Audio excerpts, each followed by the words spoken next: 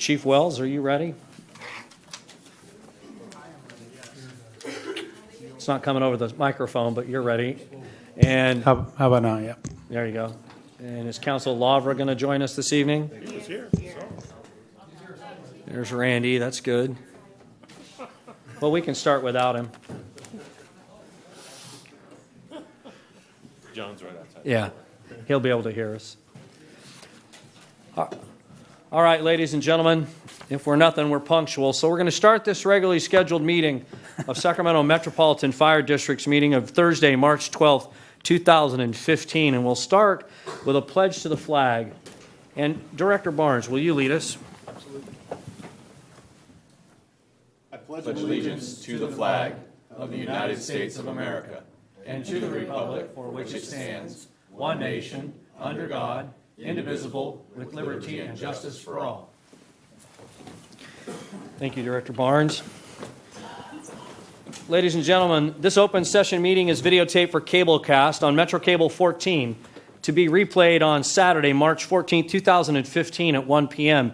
and Sunday, March 15, 2015 at 6 p.m. on Channel 14 webcast at www.sacmetrocable.tv. The open session meeting are also available for viewing on the district's website at www.metrofire.ca.gov. We'll now offer an opportunity for public opportunity to discuss matters of public interest within the district's jurisdiction, including items on or not on the agenda. At this time, Madam Clerk, do I have any speaker cards? There are no speakers this evening. Okay, thank you very much. We'll now move on to consent, and I'll entertain a motion for the 3 consent items. So moved, Mr. Chairman. I have a first and a second, it sounds like. Any questions or comments, additions or deletions to the consent from members of the board? Hearing none, seeing none, please call the roll. Director Monk, Aye. Orzali, Aye. Clark, Aye. Scheidegger, Aye. Wood, Aye. Kelly, Aye. Barnes, Aye. and Gould. Aye. Motion passes. Thank you very much. We'll move now on to presentation items. These are items without action this evening, and we'll start.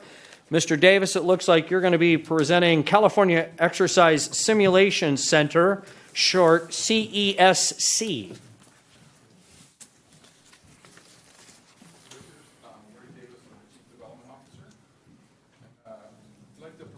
Doesn't sound like you're on, Larry. There you go. And, I have a PowerPoint. Here we go. There we go. That's a beautiful one. Yeah, Midnight in Montana. here we go. There we go. Okay. What I'd like to do is provide an update on the California Exercise Simulation Center. As you know, we've been working on this for a few years now. It was funded through a Homeland Security grant, and the guiding principle of the facility is that unlike a lot of IT projects where you get a vendor and you have a fixed system that you deal with, and you have to deal with updates and upgrades and those kind of things, we went a different route, and we built a pretty generic facility as far as there's nothing really sophisticated in the floors other than like this floor here. It's a raised floor, but most of the accoutrements inside the facility are pretty generic. They're specific for the purpose that it was built for. But the software that we're bringing in was provided by the federally funded research and development centers, that around the country that are working on these items and issues and softwares. And the beauty of that is they're provided to us free, and they're updated and maintained free. And us and the position that we're in right now, we're making a lot of friends in that community, because the big issue with those centers is to develop through research and development technologies that are then transferred to units of local government or end users, and we're happy to play that role and receive these technologies. So I just want to kind of bring you up to date on what's going on over there. So the physical facility is complete. So here's some pictures of the facility. One caveat is still working out the final bugs on the audio and video installation on that. That's been, we've been chasing some gremlins around inside the system, and we're nailing them down, and hopefully we're very, very, very close to being done with that. It's just a view of the facility. The type of exercise that this was designed for is a very large, multi-command post, multi-EOC exercise where there's interaction between those hierarchies of command posts, and the goal is to improve that command interaction across all disciplines, across all sectors, and get folks used to talking to each other. The old saying is, I don't want to get your business card for the first time in a real EOC. I want to have those conversations and have coffee afterwards and get to know who you are. And as you're walking across the parking lot, I already know who you are. That kind of thing. This is, again, like I said, scalable, so it can be very small, and we've had very small exercises in there already.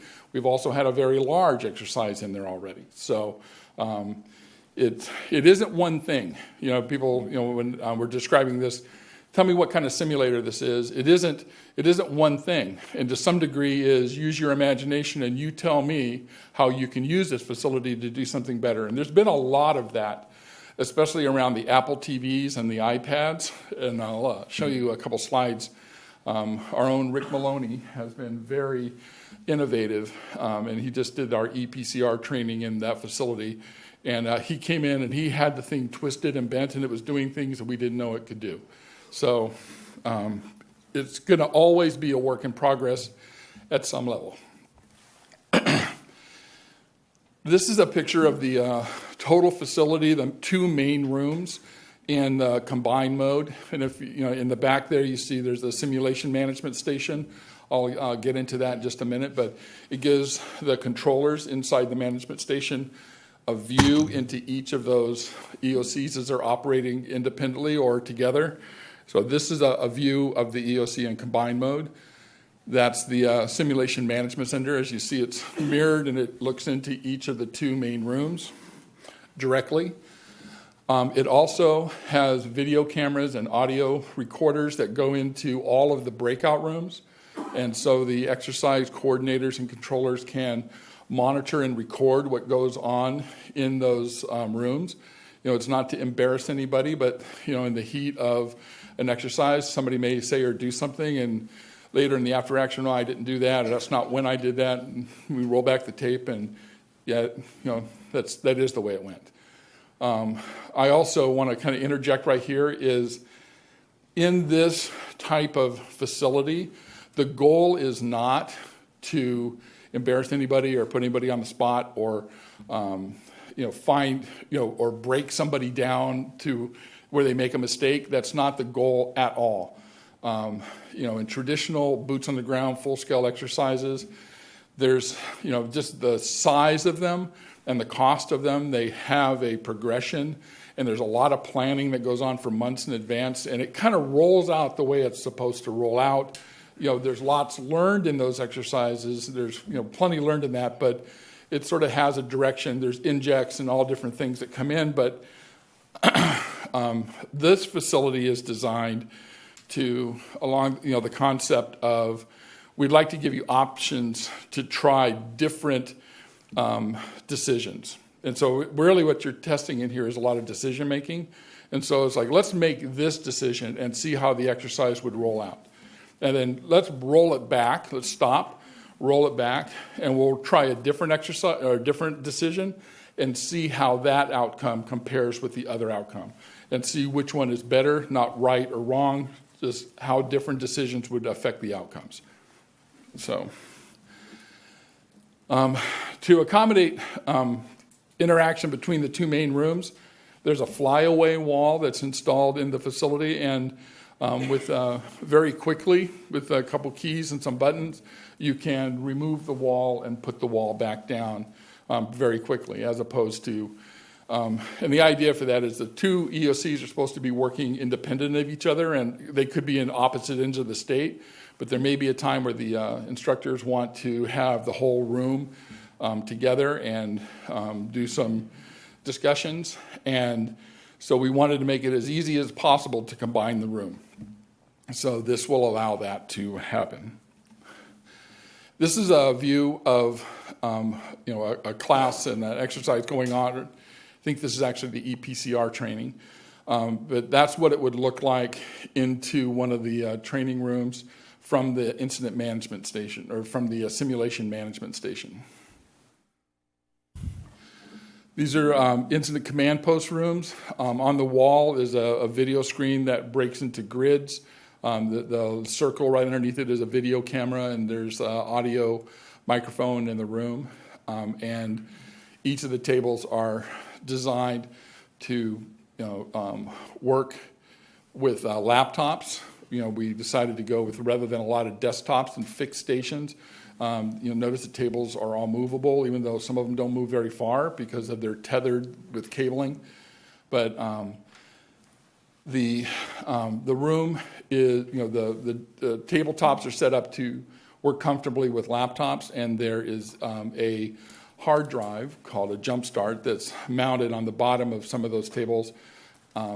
They're labeled, and they're like, think of it as a hard drive where you can have pre-programmed simulated media, maps, models, different things that you can pull up real quick without it having to go through the whole system, and it can be used in the room. That's another ICP with sort of the screen on the wall gridded out. Another one, if you look in the bottom left-hand corner, that's a sample of some mock media. Chief Holbrook, instrumental in putting on a incident command or incident management team training here with CAL FIRE. It was a huge event, and I've got some pictures here. And that mock media is from that exercise, and it's so convincing. When the installers came in, some of the workers and the installers came in, the incident was the Folsom Dam breaking, and some of the workers came in, and this mock media was running, and they stopped, and they go like, "Did you hear that? The Folsom Dam broke." And these guys were like panicked, and it's like, no, it's they're like, really? They had to look at it for a little bit, but it's very convincing mock media. This is a larger multifunction room. This is the server room. The doors are shut up on it. You can't see it really well, but I'd be happy to give anybody a tour who wants to go back and take a look at all the... this is the wiring. So all these floor boxes on the bottom here that you see and there are a few that aren't as fully functional as the others, but they are all interconnected, and the idea is that we can move things around and people would have access to these floor boxes and be able to patch into them. So onto the software solutions. As I was discussing earlier, that we worked with the federally funded research and development centers to provide most of the heavy lifting on the software. The system runs on a local area network and a Wi-Fi network in Microsoft Office, nothing more sophisticated than that. The Army has provided the One Semi-Automated Forces software that the National Guard is very adept and practiced at using. The Standard Unified Modeling and Mapping Integration Toolkit Summit is from the Department of Homeland Security Science and Technology Resilient Systems Group, and it's developed at Sandia National Labs in Livermore. And it is think of it as a library of these heavy-duty models and maps that can be stored and programmed and are ready to use to develop your exercise or conduct your exercise. Right now, we're working very closely with Sandia National Lab, almost on a daily basis at this point, working on templates that we can overlay onto the system and be able to come up with exercises pretty quickly. FARSIGHT is a fire behavior model used by the Department of Agriculture, U.S. Forest Service, and it has been wrapped and made available inside the Summit tool. So pictures of that in a minute. And then the last, and probably one of the more interesting softwares is Enhanced Dynamic Geospatial Environment, the EDGE tool, and it was developed by the U.S. Army and Science and Technology First Responders Group. And it is a first-person shooter, sort of like the Call of Duty game and that kind of thing, where you have avatars, and the avatars run around a simulated environment. And we were provided all of this software, all of this capability for free. And it will be upgraded and maintained for free. And as other scenarios are developed by the Army or by the developers of this software, they are very interested in, they're very happy to have a test bed where they can come and see people use this and get their input and get feedback on how it's useful or not useful. So this is the OneStaff software. It's I've been trained on it and used it. It was a long time ago. I don't know how good I'd be at it right now, but a lot of tanks and helicopters and resources and missions and, villages and soldiers and the National Guard folks went down to the Naval Postgraduate School with us and were trained on it, and they're very anxious to get into the facility and start using the OneStaff system. Again, Summit is the Standard Unified Modeling and Mapping Integration Toolkit. It's the big library. Another unique feature of that is that it's shareable. So at the national level, this tool is available at the national level, and when it gets fully functional, then we will be able to share information in a controlled way, in a very controlled way, what gets shared and what doesn't get shared. But we'd be able to pull models and maps from other regions and share them in this tool that, again, is provided by the federal government. This is a screenshot of the Summit tool up on the screen in the SESC. And you can see the boxes and arrows. Those are all individual models. Let me look. I can't even see what they are, but they would be transportation models. They would be a hydrology model. They would be an earthquake model, that kind of thing. And that diagram shows how they're interconnected, and then you can draw on the outputs. This is a chlorine template that we were working on just 2 weeks ago in the SESC, and it's a chlorine plume in the Roseville area. And they're modeling on different temperatures and different windy conditions how that would plume across the region. I think some of the immediate feedback was the plume looked a little long and large, but that's the ground truth that the first responders will provide back to the designers and say, chlorine's heavier than air, and how is it going to make it uphill through that's good. They'll adjust the model to the realities. You can see the fire stations are located in the hospitals layer are shown.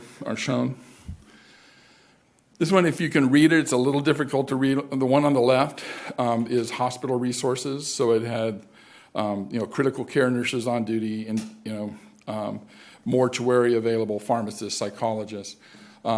This model is something that down the road could be a constantly updated or managed a plan in real time, and it would be more useful for exercises if it was that. Right now, my understanding is it's developed, and then like the census, it ages, and it's not always 100% accurate, but for exercise purposes, it's very realistic of the critical things that you're going to want to keep track of during an emergency. This is the Summit tool with the FARSIGHT fire behavior model shown. This is in San Bernardino, just outside of San Bernardino, and showing fire behavior as in that area. The different layers, you can see the different infrastructure layers on the left that can be displayed. And on the right, this was custom. It was installed after a discussion with them in Livermore, where we were shown that fire behavior model, and they said, "Well, what are the key things that you would want to see in this? What would affect the fire behavior?" And we started talking about, hand crew lines and airdrops are going to change how the fire behaves. Can you model that? And the designers there got all excited that they had some new feature to put in there. And you can see, the Grumman S2 air tanker with 1,200 gallons, and they can factor those drops into the fire behavior model and affect the fire behavior model. So this is the folks from Sandia in the SESC a couple weeks ago. I think this was a demographic model that we were working on in the SESC. There's lots of preparatory work that goes into this. The good news is we've got some really great partners that are helping us put this together. The most recent one is the EDGE Dynamic Geosocial Environment, and it is, again, sort of the more of a video game sort of environment. It's called serious gaming. The concept is serious gaming, taking the game tools and turning it into a learning tool for first responders. And rather than tell you about it, I'll give you a little demo. Okay. And Here comes the tech guy. There's no mouse. Oh, there it is. Okay. It just came up. So this is a little demo of the EDGE. I like it already. Can we play it on? Yeah, exactly.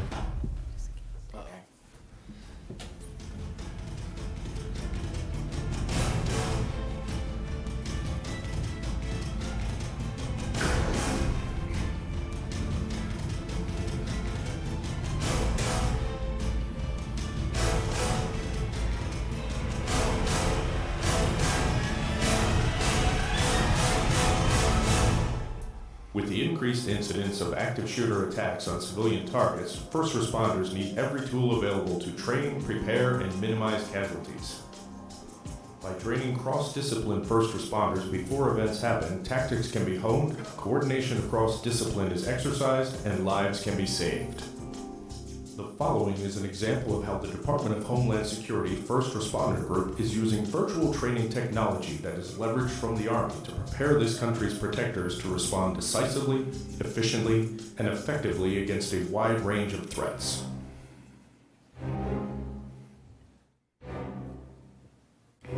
Now, these are all individually controlled avatars, so each of those are being... To know you've got their hotel. I know, is it pretty spot on, too? Is, No, that's exactly what it is. yeah.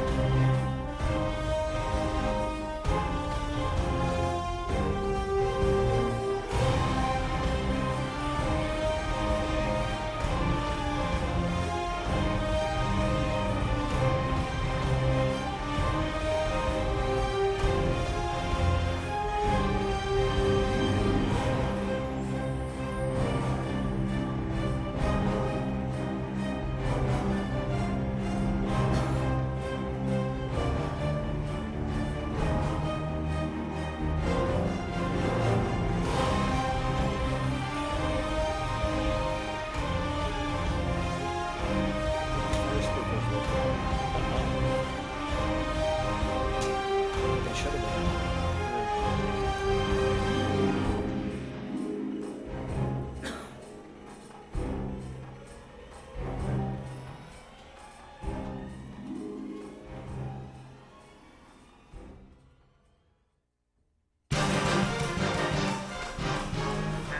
was averted in a local hotel today as a Whoop. coordinated team of first responders managed to minimize casualties despite a well-coordinated and determined group of active shooters who used fire to terrorize and corral innocent citizens.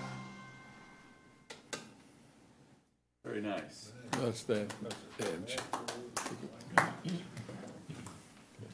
Okay, that one right there? Oh, that right there? Okay. Okay, so these are just some screenshots from the tool, the Edge environment. It's like I said, it's run on a gaming engine, and it's the good news is it's provided it to us at no cost, and it's updated. And matter of fact, my understanding is that the system that we had installed is more sophisticated than the one the screenshot that the video we just saw. So it has more features. It's already been upgraded since that. So there's some screenshots of the Edge inside our inside the CESC. So these are again just some screenshots outside. Very very realistic. And one of the things that I noticed during the installation had folks come in to, it takes, a few players. Minimum is 5 players to play it up to 40 or 50 at a time. And, they, just in the playing of the game, they were like the Apple TV and the iPads. They're kind of getting it to do things that, oh, wow, that's a good idea. And it became really apparent how it can be, small scenarios can be, scaled to do very small exercises, in a very quick turnaround, or you can make much more elaborate scenarios that take, a lot more planning and delivery. So these are Milt Nenneman. I just want to give my appreciation to Milt for kind of shepherding it our way. He's with the U.S. Department of Homeland Security Science and Technology First Responders Group, and Tammy Griffith with the Army, that we're here delivering the tool.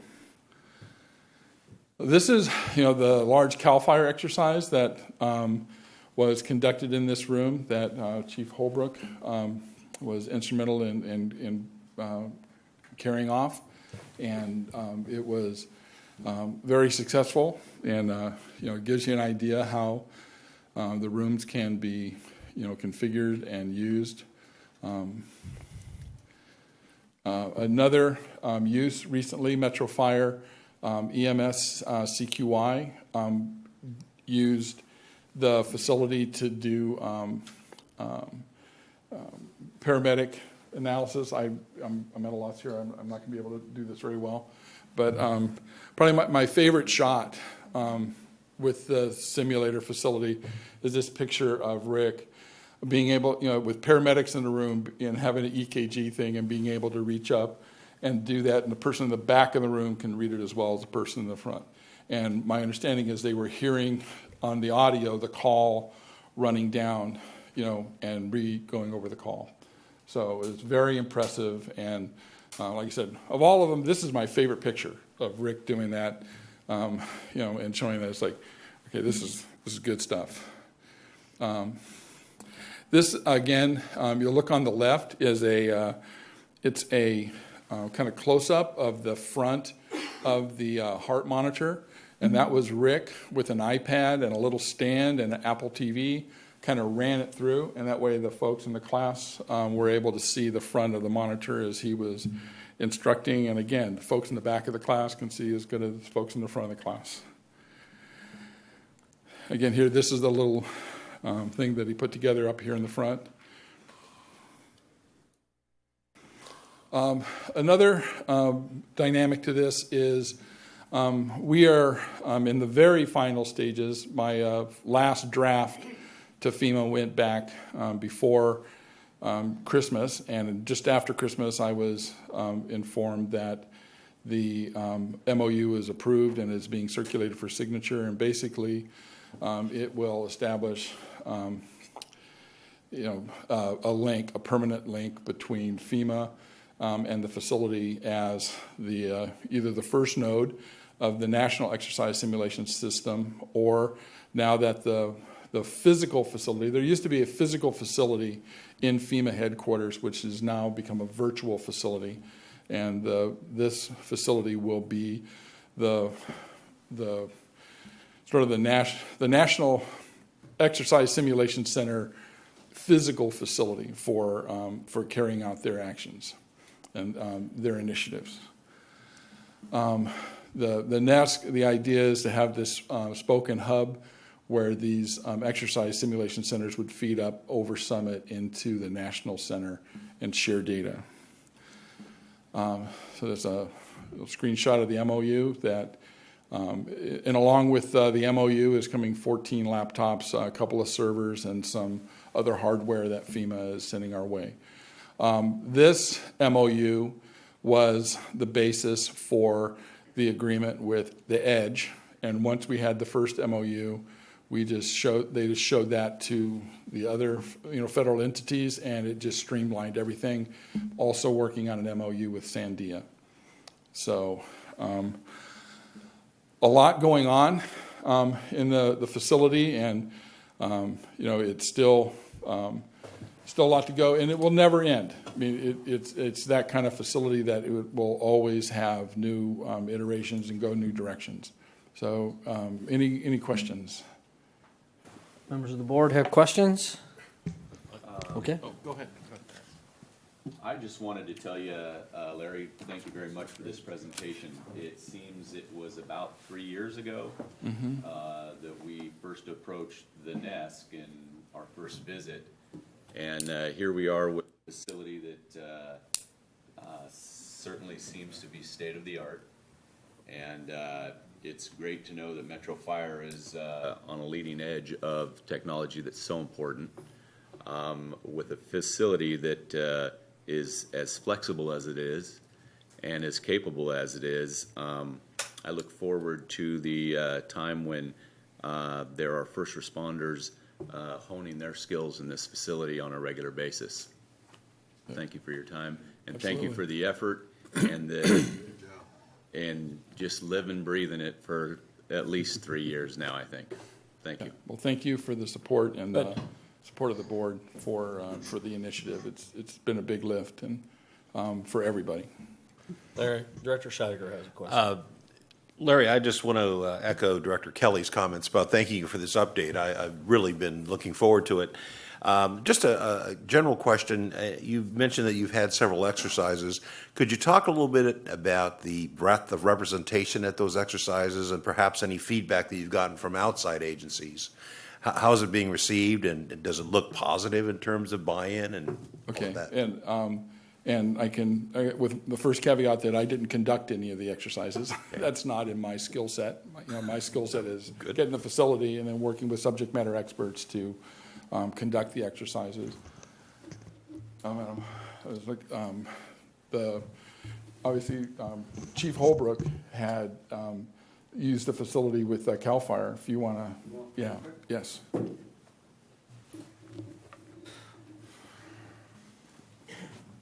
Appreciate the question. The CAL FIRE exercise, there are 6 Type 1 incident management teams. The Type 1 team handles the most complex incident in the nation. Hurricanes, fires, flood, whatever it may be. All 6 teams were represented. We exercised 3 teams per day. CAL FIRE also has area command teams, which are a team, if you will, that would herd multiple Type 1 incident management teams. Katrina is a great example. We had multiple area command teams over dozens of incident command teams. As far as feedback goes, and that is the most robust collection of teams in the nation, so that we're clear. And the feedback was absolutely hands down. The facility met every expectation. It was adaptable and flexible enough to allow them to flex a little bit and not break it, which they've never had before. So great representation. That was, I want to say, probably the biggest exercise that we've held here. So that kind of was our beta test, if you will. Thank you, Chief. It's helpful. You know, one thing to tie onto that, just real quick, I mean, the thing that's fascinating about it is the complexity of that type of operation and be able to do it over and over and recreate in a confined space like over here, all the way to literally teaching, you know, the heart rhythms. The flexibility and the dynamic nature that we can use that facility. The one thing I'd also like to say is it's at JPA with the City of Sacramento and Cal OES. Larry has shepherded this thing literally, and it is a fantastic project that he has put a lot of time and energy into. I know that we've had some inquiries as to the status because it has been, you know, the exterior of the building has been built for a little while, but I can tell you just recently having the Army and the EDGE group over there in collaboration with Larry and others in Homeland Security, they just literally have set all this thing up. And I think within a number of months, you're going to start seeing larger scale moving through more systematically to utilize the facility. Is that true, Larry? Yes. Yeah, And, go ahead. and the missing piece, this is a large IT audio visual project, and a real key thing, you know, for a milestone in the project is turning it over from installation to service.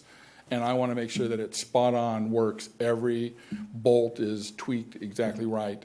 And it hasn't been, you know, and so, you know, it still works, it still functions, it's still office, but there's different, you know, things in the delivery of the facility that I'm working with the installation folks, and I will not turn it over to service until I'm 1,000% sure that it's perfect. So I've got some new best friends that I talk to a whole lot, and they're very anxious to move forward. So am I. But it's going to be perfect when we accept it and turn it over to service. So and that's the kind of the biggest impediment. We've done these exercises mostly as shakedowns, you know, and to kind of, from my point of view, again, I'm talking about it from my point of view of you know, the exercises absolutely standalone, all by themselves, had value to them. But we were running the exercises on a system that did have some anomalies in it. And good news is, I think to the users, so far they've been seamless. To me, they haven't been. But we're in that. Once we turn it over and it is absolutely functional, then we'll be much more comfortable to bring large groups in here and not. My nightmare scenario is a glitch in the system that stalls an exercise right in the middle of it, and so I just want to make sure that does not happen. Director Clark? Yeah, thank you, Mr. Chairman. Larry, how many other departments in, say, the nation, the state, that have this type of facility? 3 years ago, I knew like nothing about this. Now I kind of know where things are. There are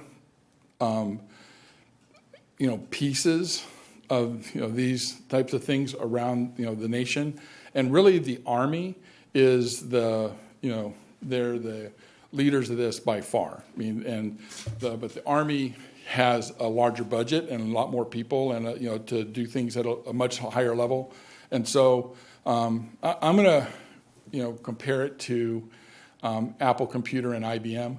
There's IBM that's out there working, the Army is out there working in battle labs and modeling and simulation all over, in all different levels, on artillery pieces and cannons and all kinds. So they're out at that level. A system like this that's using a lot of the same technologies and robust at this level, I've been told pretty repeatedly that our facility is the best they've ever seen for like a local government like this. They're just amazed when they walk in and they look at the facility and they're, wow, you've got a lot. So I hope that answers your question. For a unit of local government, this is a very robust facility for a unit of local government. There's a lot of labs and stuff around that might have something and have these components and different components. So it isn't a one-to-one, but I won't say it's the only one, but it's very rare. And I haven't run into anybody that's told me they've seen something better, at this level.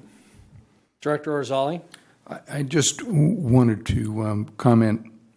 I'm trying to avoid saying thank you, Larry.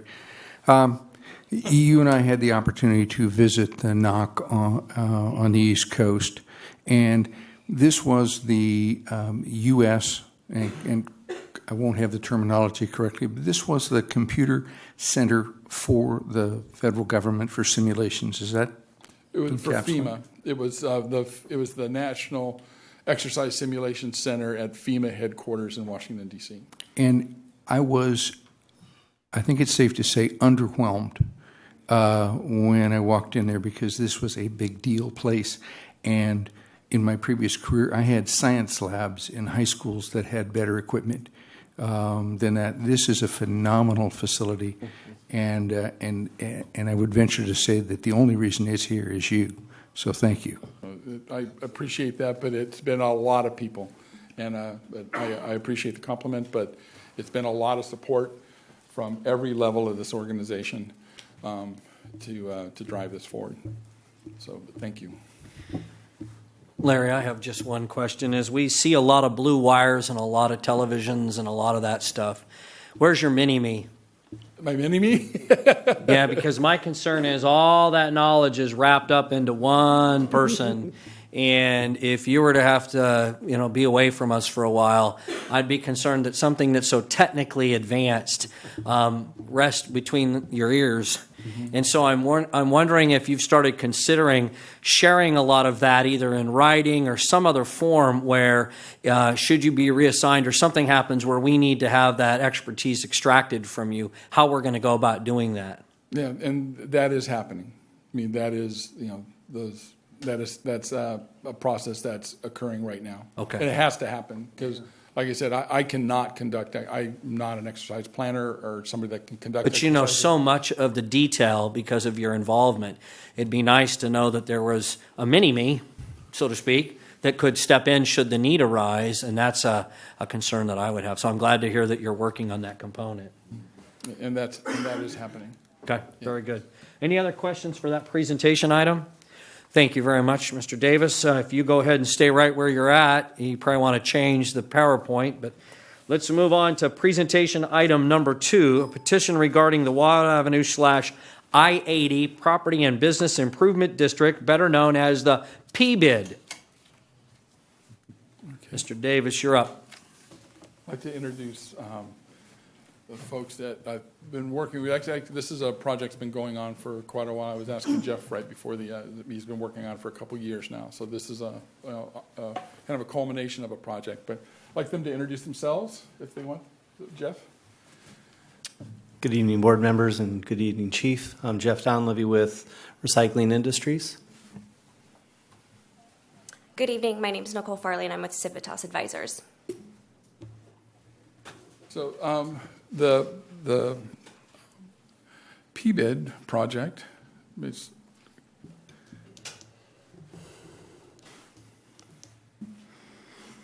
what is a PBID? A PBID is a Property and Business Improvement District.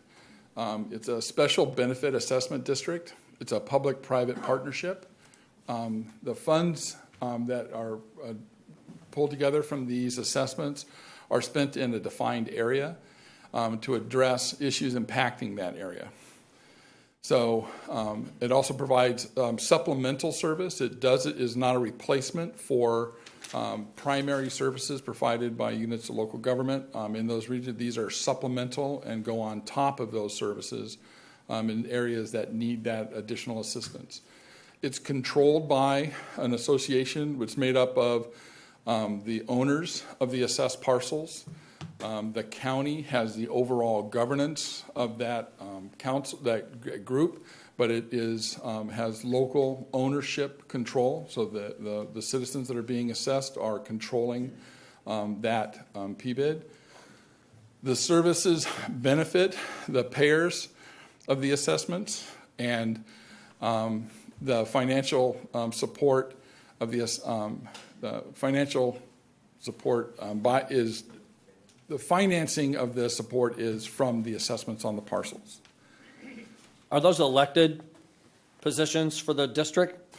They are, the district could have a person on the, So the district forms a nonprofit organization, and how they decide, however their bylaws are established, determines their board of directors. And are those bylaws governed by code in California? They follow the Brown Act, but it's just a 501c3. Okay. Or it could be established as a 501c3. So it's not a public at large election? No, it's not. Okay.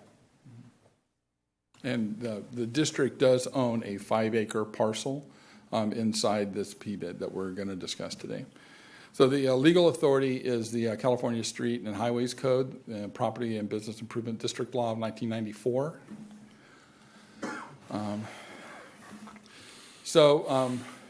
The area that we're talking about is Watt Avenue from basically Interstate 80 north up to Roseville Road. Correct. Roseville Road. Oh, wow. So that area through there that has some challenges and is in need of some assistance. And so the step one in the identification of the PBID is to identify the issues affecting that defined area, and then to develop a database of the parcels in the affected area, conduct outreach to the property and business owners, which these folks have been doing for quite a while. And like I said, I've been meeting with them pretty regularly over the last 2 years. They develop a management district plan, and then the first step is a petition of the owners, of which, and I didn't put this very well on the PowerPoint, but it's the threshold is 50% of the assessments, the dollar value of the assessments, and they need to get over 50% of the dollar value of the assessments back in petitions, approving the petition to go forward. So I hope I said that right. It's a little convoluted. But the public hearings will be held. The county and the city council, this PBID that we're discussing actually has, the city of Sacramento has some parcels in it. They have deferred their governance and their authority of that over to the county board of supervisors. So the county board of supervisors will be actually the one approving this. And then it will go to, once the Board of Supervisors approves it to go out, it will go out to a vote. And then that will determine the success or failure. Correct? Am I on? So after we reach 51% of the assessment buy-in from the district, we'll go to the Board of Supervisors and do a resolution of intent. And the day after the resolution of intent, we'll send ballots out to all the property owners. On the resolution of formation, which is 45 days after that, we'll count the ballots, and if the majority, it's a weighted vote, so the majority approves, then the county has the right to grant the formation process of the PBID. And at that point, I'm assuming that the district then starts to define the benefit assessment that they'll have per parcel, and that's when the balls start rolling forward on how much we're going to charge each parcel owner for. That's already been established. That was established as part of the management district plan. Once we have the resolution of formation from the county, the district is formed, and the assessment will then go on to the owner's property taxes. And come July, January, when your property taxes are due, that'll be on your assessment. And you say that amount's already determined by code? That amount has been determined by the management district plan in working with the property owners and the steering committee. They established all of that. So part of the petition is signing on that you approve, and then when the ballot goes out, you'll vote yes or no as well. So that's more in the presentation. Okay, so why form the PBID? And this is my new favorite term right now is this organized intervention. I mean, that is so spot on exactly what this is. This is a group of parcel owners that are organizing together to have an impact on things that are affecting all of them in their area to lift the tide for all the boats. And I just love that term, and I saw that. It's my PowerPoint, but it's not my term. I love it, though. It's very good. It's an owner collaborative, it's owner directed, and it's a public-private sector partnership. So it's a collaboration of the commercial area owners, and the management plan has measurable outcomes. And the PBID will be in effect for 5 years, and then it will come up for renewal. And it can be measured against those outcomes, and a decision can be made at that point. So other PBIDs in the region. The Fulton Avenue Partnership, which is Fulton Avenue with the, I think that's, I live in that area and I drive through there, and it's a nice thoroughfare. The Florin Road Partnership is another one that's in, the city of Sacramento has quite a few of those. And I just wanted to point out, too, that the Florin Avenue PBID, we are currently already participating in that PBID. So the district pays an assessment on the PBID, and also I think the sheriff's office there at Marconi pays a assessment for that PBID, for that very successful PBID. It was formed in 1998. It's renewed in 03, 08, and 12. The annual budget's $380. And there's the details on how the parcels are assessed. Our assessment on that one is about $2,200 for Station 101 in the area there. So it's both parcel square footage and linear frontage on Fulton Avenue. The funds are for marketing, advocacy, and maintenance, for signage improvements, median landscaping, decorative lighting, security and cleanup services. And I'd really like to look into this one. This leverage, it budgeted the PBID leveraged an investment of $1.5 million to underground the power lines and move the water lines to the center of the street. I just have a personal curiosity on how that exactly happened, but it's in their information that they provided that these PBIDs where folks are organizing, it helps them work together to get other investments in infrastructure and utilities into the region. So this is the area that we're discussing, and the map is not hyper detailed, but it just gives you an overall idea of the area. You can see up at the very top there's a purple parcel with a blue outline. That's our 5.28 acre site up at Roseville Road and Watt Avenue that was purchased for fire station construction. We also have a cell tower that we generate revenue off of at that location.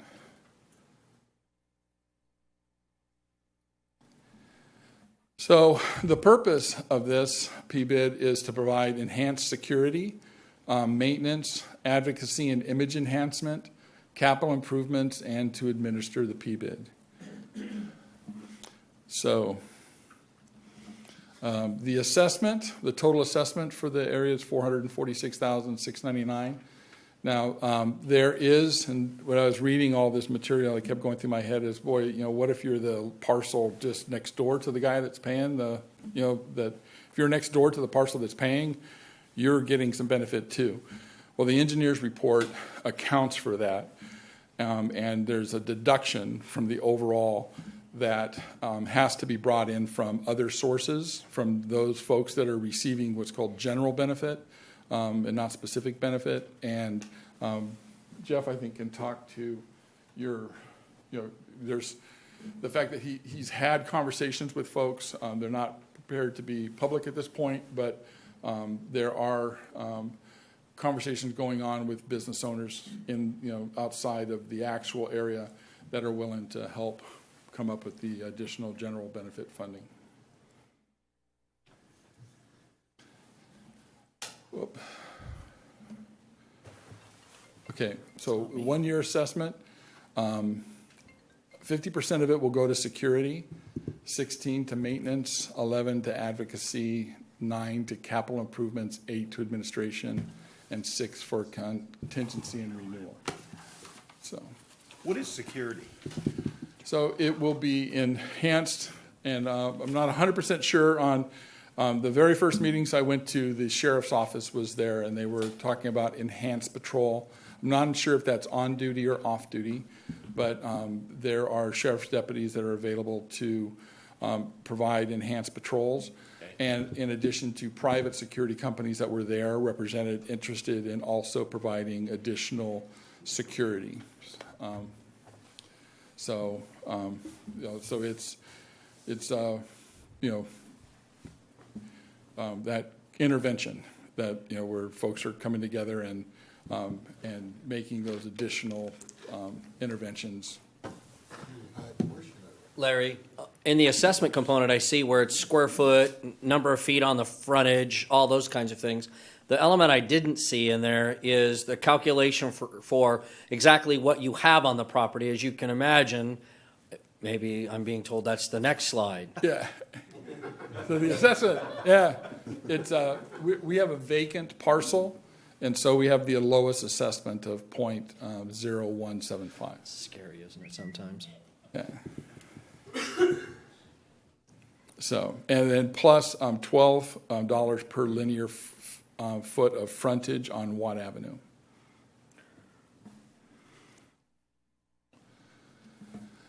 So Metro Fire's assessment, we actually have 2 parcels there, and this is how the assessment would break out to a total of $11,000 per year, with a 3% escalator that's provided for. And so over the 5-year period, it would escalate 3% a year. Could. I think that's it. So, this presentation is just to familiarize you with the issue and get it out in front of you. And, we are anticipating coming back next board meeting. The timeline is such that it goes to the Board of Supervisors, and a decision needs to be made on the petition rather quickly, and this will give the directors a couple of weeks to synthesize the information and call us and ask us questions, get more information on your own, and be able to make an informed decision should a proposal come forward next board meeting. So you're suggesting that potentially what we'll do is move from presentation this evening to action item next time we meet? Yes. And one of the issues we'll have is whether we want to expend 11,000 and change each year moving forward. Correct. Well, I think anybody that's lived in the city any length of time can see the difference between North Watt and Fulton Avenue. Definitely. You don't have to be too sharp to see the difference that's happened there. Mm-hmm. And so it'll be interesting to see more dialogue in the action item of 2 weeks from now. Mm-hmm. Again, Jeff Donlevy with Recycling Industries. I'm representing Scott Cunin and his partner, who bought the old Levitt's Furniture Warehouse back in 2010 to turn it into an indoor recycling facility. We've had the honor of hosting 3 SAC Metro training operations up there. One was a video, pretty cool. Typically, when 20 fire trucks show up to our recycling facility, it's not a good day. Yeah. But those 3 training sessions were very, very good. But since we moved up there, we noticed that the area had an unfortunate element that it's terribly unfortunate. I'll go to our manager's breakfast tomorrow and I'll see victims walking on the street looking for work, which isn't good. Our general manager went to the Golden Corral and he had the opportunity to show his family what a drug deal looked like at the 7-Eleven. It's the common thing.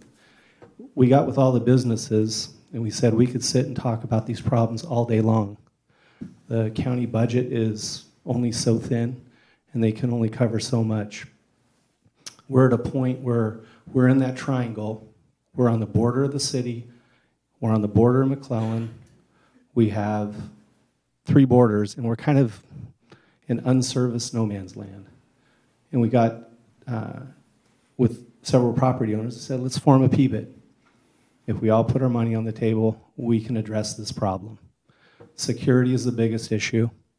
We've talked about having Sac County Sheriff using their off-duty program as a majority, and I've always said, you know, when there's a problem in the world, you don't send a tugboat, you send an aircraft carrier. And we look to use the Sac County Sheriff with the majority of those funds using their off-duty program. So they'll have their cars, their uniforms, and the full force behind them. They'll have all the coordination with all the sex trafficking organizations to get the elements out of that area. So with this, if it's established, baselines will be set for service. So the Sheriff's Department will come back and say, right now you're getting 20 hours a month of service. They'll have to continue to provide those 20 hours. They can't go lower because we're having extra patrols there. But with this program, we're looking at an additional 200 to 250 hours a month of scheduled and on-call service for the property owners. So we'll be able to get the property owners together and identify when do we want scheduled service and when do we need on-call service. So the response time will be much quicker. On the maintenance standpoint, our streets have been swept 3 times last year. We'd like them to be swept on a monthly basis. So that's what it's going to go for, plus additional litter patrol, graffiti patrol. The property that you guys own, at night it turns into a campground with a transient population. There's a lot of activity up there at night. We have property owners that want to do something. There's only so many calls that they can make. From April until September 2014, there was just about 1,200 calls for service to Sac County Sheriff in that area. There was over 200 crime reports taken. So we want to tackle that problem. And after 3 to 4 years, we'll look at how well we've done. We're confident. We're involved in the Power and BTA. We know the Fulton Avenue partnership. If you take a drive down Del Paso Boulevard, any area that you see a PBID, you see a great improvement in areas that don't have PBIDs. So we're here tonight to ask for your consideration, to be a partner, to be a property owner, to help us address a problem that's affecting our community. We're confident it's going to help with the business environment. Ultimately, it's going to help with property values, and it's going to create a better place to work for all of our employees. Hopefully, we're going to have you guys up there soon. So your firefighters won't have to show their kids when they take them to the station what a drug deal looks like at the 7-Eleven across the street, or see some people walking on the street and have to explain to their kids what the girls are doing up there. So thank you for your consideration. Thank you, sir. Larry, are there any other?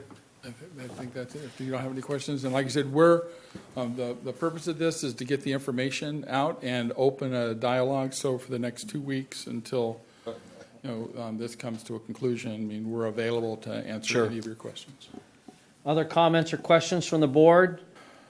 Okay, thank you, Larry. Appreciate it. Thank you. All right, ladies and gentlemen, let's move on to action items. We've got action item number 1, Deferred Compensation Committee vacancy. Retired firefighter and director Jen Newcomer.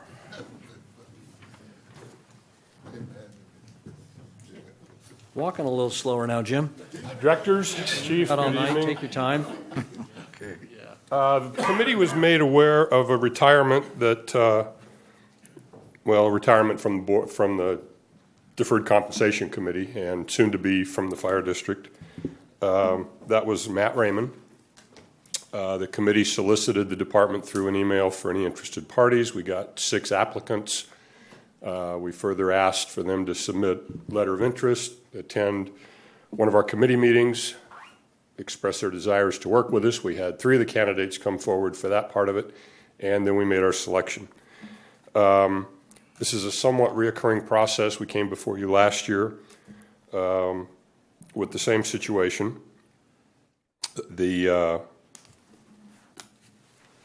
staff report before you is hopefully direct and to the point. What we did this last Wednesday was nominate and suggest to you to appoint Dustin Rodriguez, one of our firefighters, to the Deferred Compensation Committee. All of our candidates that came forward, the three candidates came before us, were very qualified. Our committee is made up of retirees, staff members, and line personnel. And part of our dilemma at the time was to maintain the balance that we have. So that was one of our considering factors. As you know, we're responsible for administering the deferred compensation plan on your behalf as the directors of the fire district.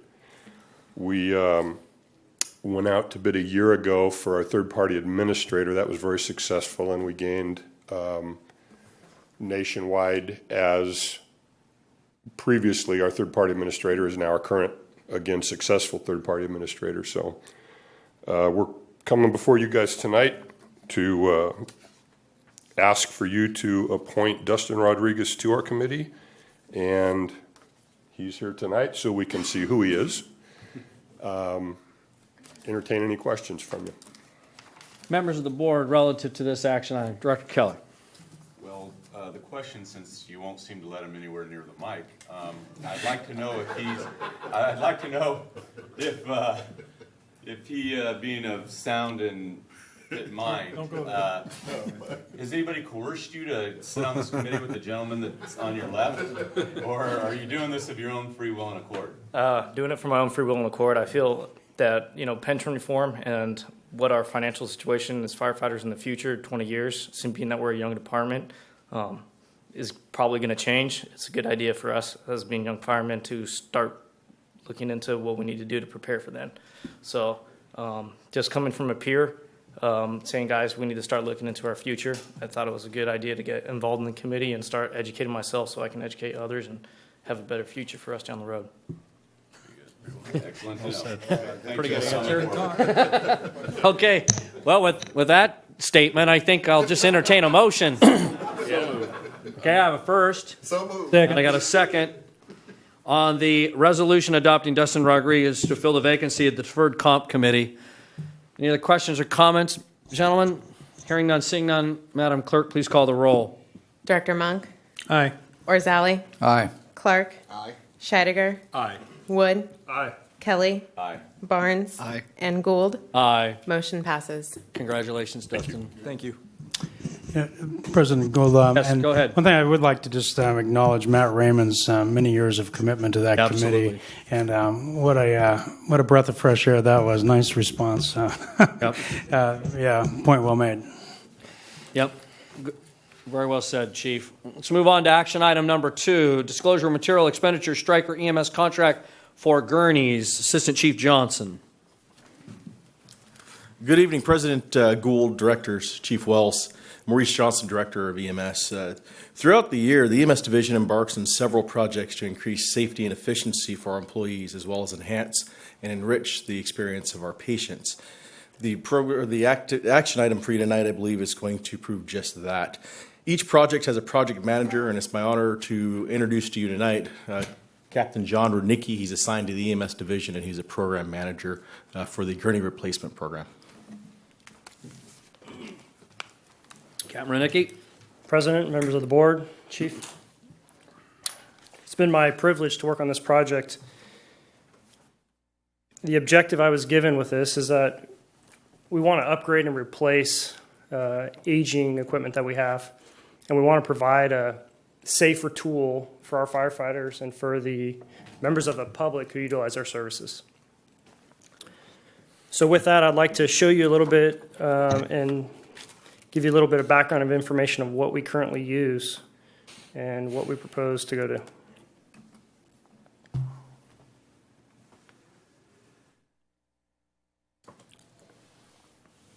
So currently we have the Stryker Power Pro gurney system in the field. We started purchasing these in 2007, and we currently have 35 of them. This is a great product that assists us by having the battery-powered hydraulic system, which, as you can see, raises and lowers the undercarriage of that. So I'm going to show that to you one more time, and then I have another video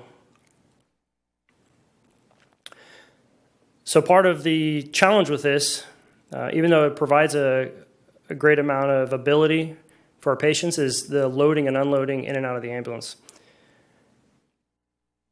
For the EMS personnel that utilize it, it's the spinal loading and the cumulative loading of that causes the issue. So as you can see, it takes 2 personnel to properly load and unload that with the patient on there. The new system is a system that includes what's called a power load. So this is a system that actually mounts in the ambulance. So there's 2 pieces to it, the gurney, which you just saw, and the power load, which mounts in the ambulance. So this is an integrated system that works together. So inside this ambulance, there's a rail system mounted, and there's arms that actually pick up the undercarriage. It has a 700-pound capacity, so it allows us to serve the members of the public, utilize their service in a greater capacity. It's able to accommodate various patients and allow us to transport them in a quicker manner without putting our employees at risk.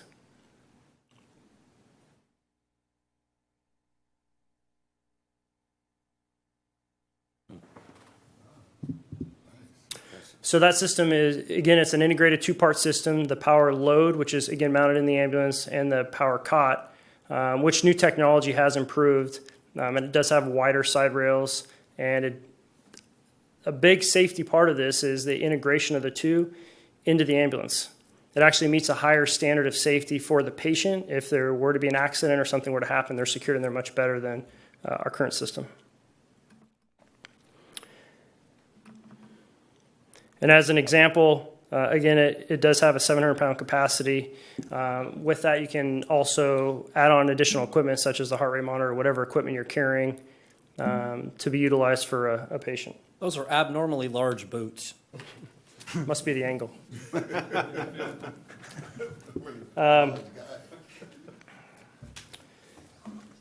So our proposal is that we'd like to enter into a 7-year agreement with Stryker.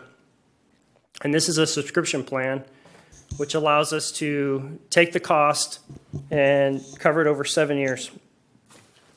The first year is significantly less because we're actually able to take about 80% of our current inventory and receive credit for that.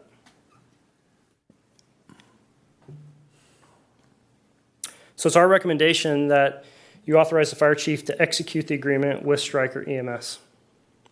Are there any questions? Approximately how many units will the $209,000 a year, 4 years, for the next 7 years cover? How many units is that?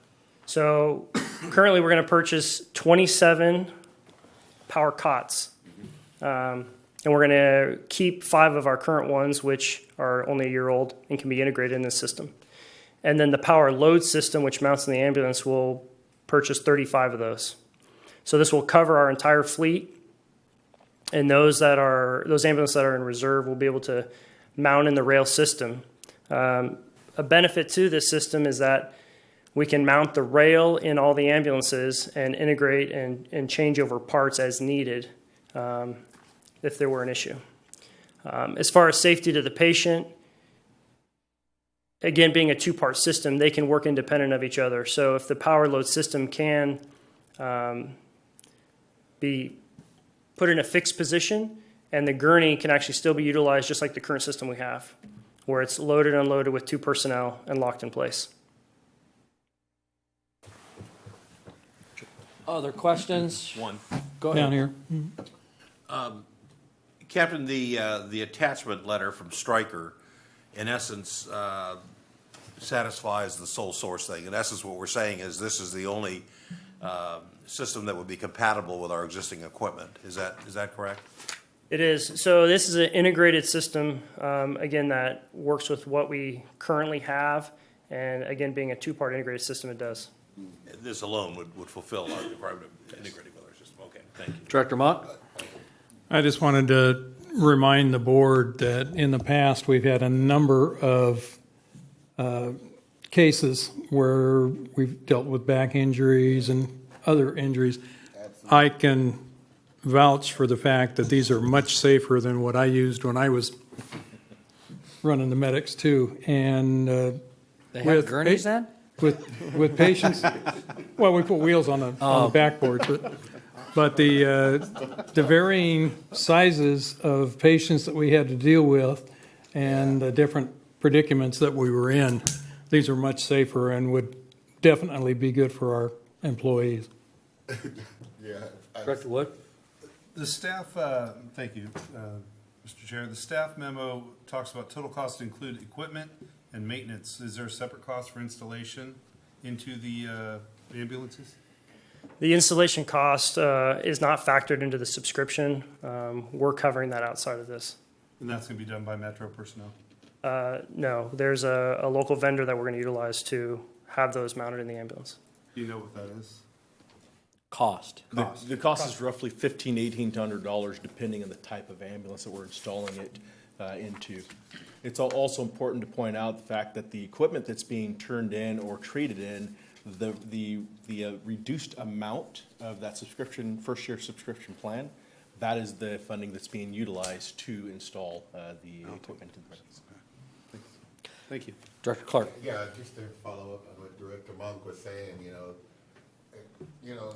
lately the population has got a lot of people, you have larger people out there, and it's really, to put it mildly, and I think it's really good. It cuts down on injuries, because I can see where that would be very valuable to our personnel and the public, of course. Absolutely. I just wanted to answer Director Scheideker's question. This will, in fact, lift me. Is that right? Thank you. Yes, sir. Very much for that clarification. I knew, Probably two of us. I knew where we were headed. It was just a matter of time. These are made by Easy Lift. I don't know what to do with these guys. Captain, I have a quick question for you. As we get more and more sophisticated, just like the previous presentation where we talk about all this sophisticated technology, one of my concerns is, do we have an agreement with Stryker about response times for fixing such, equipment when it fails? I know that our Stryker gurneys, we utilize them a lot, and if we don't have something in writing about their response times to our needs, it concerns me.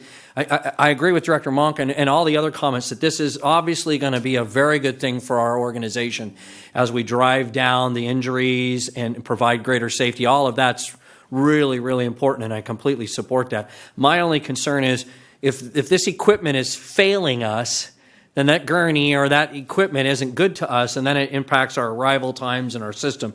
So my concern is we're going to give this organization some pretty good change, right?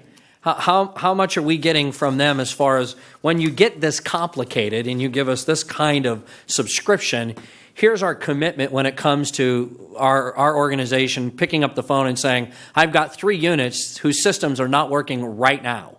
How long is it going to take for a technician to arrive at Metro and service those units so they can get back out in the streets and get to our arrival times like we so desperately need, or sit on a wall that seems to happen? So I guess my concern is, what are we getting out of that dedicated? I understand the maintenance component, but are we getting some kind of commitment out of them to say, you're such a big organization and such a large amount of money that we're going to have somebody that can be at your place within 3 or 4 hours or whatever it is that's reasonable to fix that unit so we can be back in service?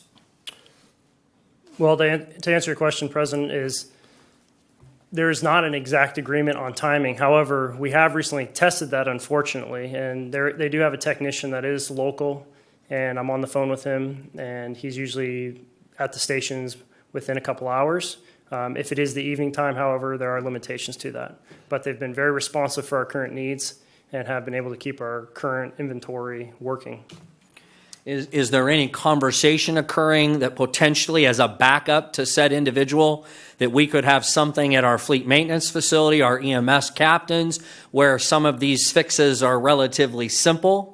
I'm concerned. I think this is great stuff, and it clearly is helpful for us. I'm just concerned that if our system is dependent on a young person that's not available at 2 a.m. when our gurneys seem to have challenges, how do we respond to that and keep that medic ready to go and delivering services to the community? Yeah, that's a great concern. And actually, we have excess in fleet. So we'll have a spare gurney in each battalion that will be on standby in case we run into that situation. So that's that piece of it. Absolutely. And then what about... With the subscription plan, it does provide service to any and all parts at no additional cost. Okay. I understand your concern is the time element of that. Yeah. Again, in place, our immediate fix will be those backup gurneys that are ready to respond, and then get those broken or those gurneys that need attention taken care of the next day. And so far, you're saying that the response we're getting is adequate. Absolutely. From the organization. With our current aged inventory, again, we've tested that system and that situation and have had multiple gurneys fixed and repaired within a day. Okay. I would say the response by Stryker EMS over the last several years has been remarkable. They've been outstanding in getting the technician to our units and getting them repaired and back in service fairly quickly. Okay. The other part of that is the in-depth and robust maintenance program that they have.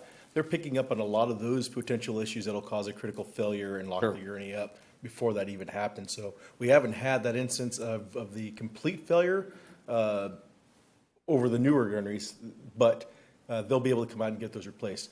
Captain Ricnicki's spot on. We have an ample capacity to put gurneys in place immediately should we have a failure, just like we do on all of our equipment. And then Stryker will come and repair that gurney within the next few days. Okay. Well, we deal with not only Stryker coming out and fixing what needs to be fixed, but have we got a plan on swap out by the company that charges us the $1,500 or $1,800, if need be, to get that unit back on the road immediately?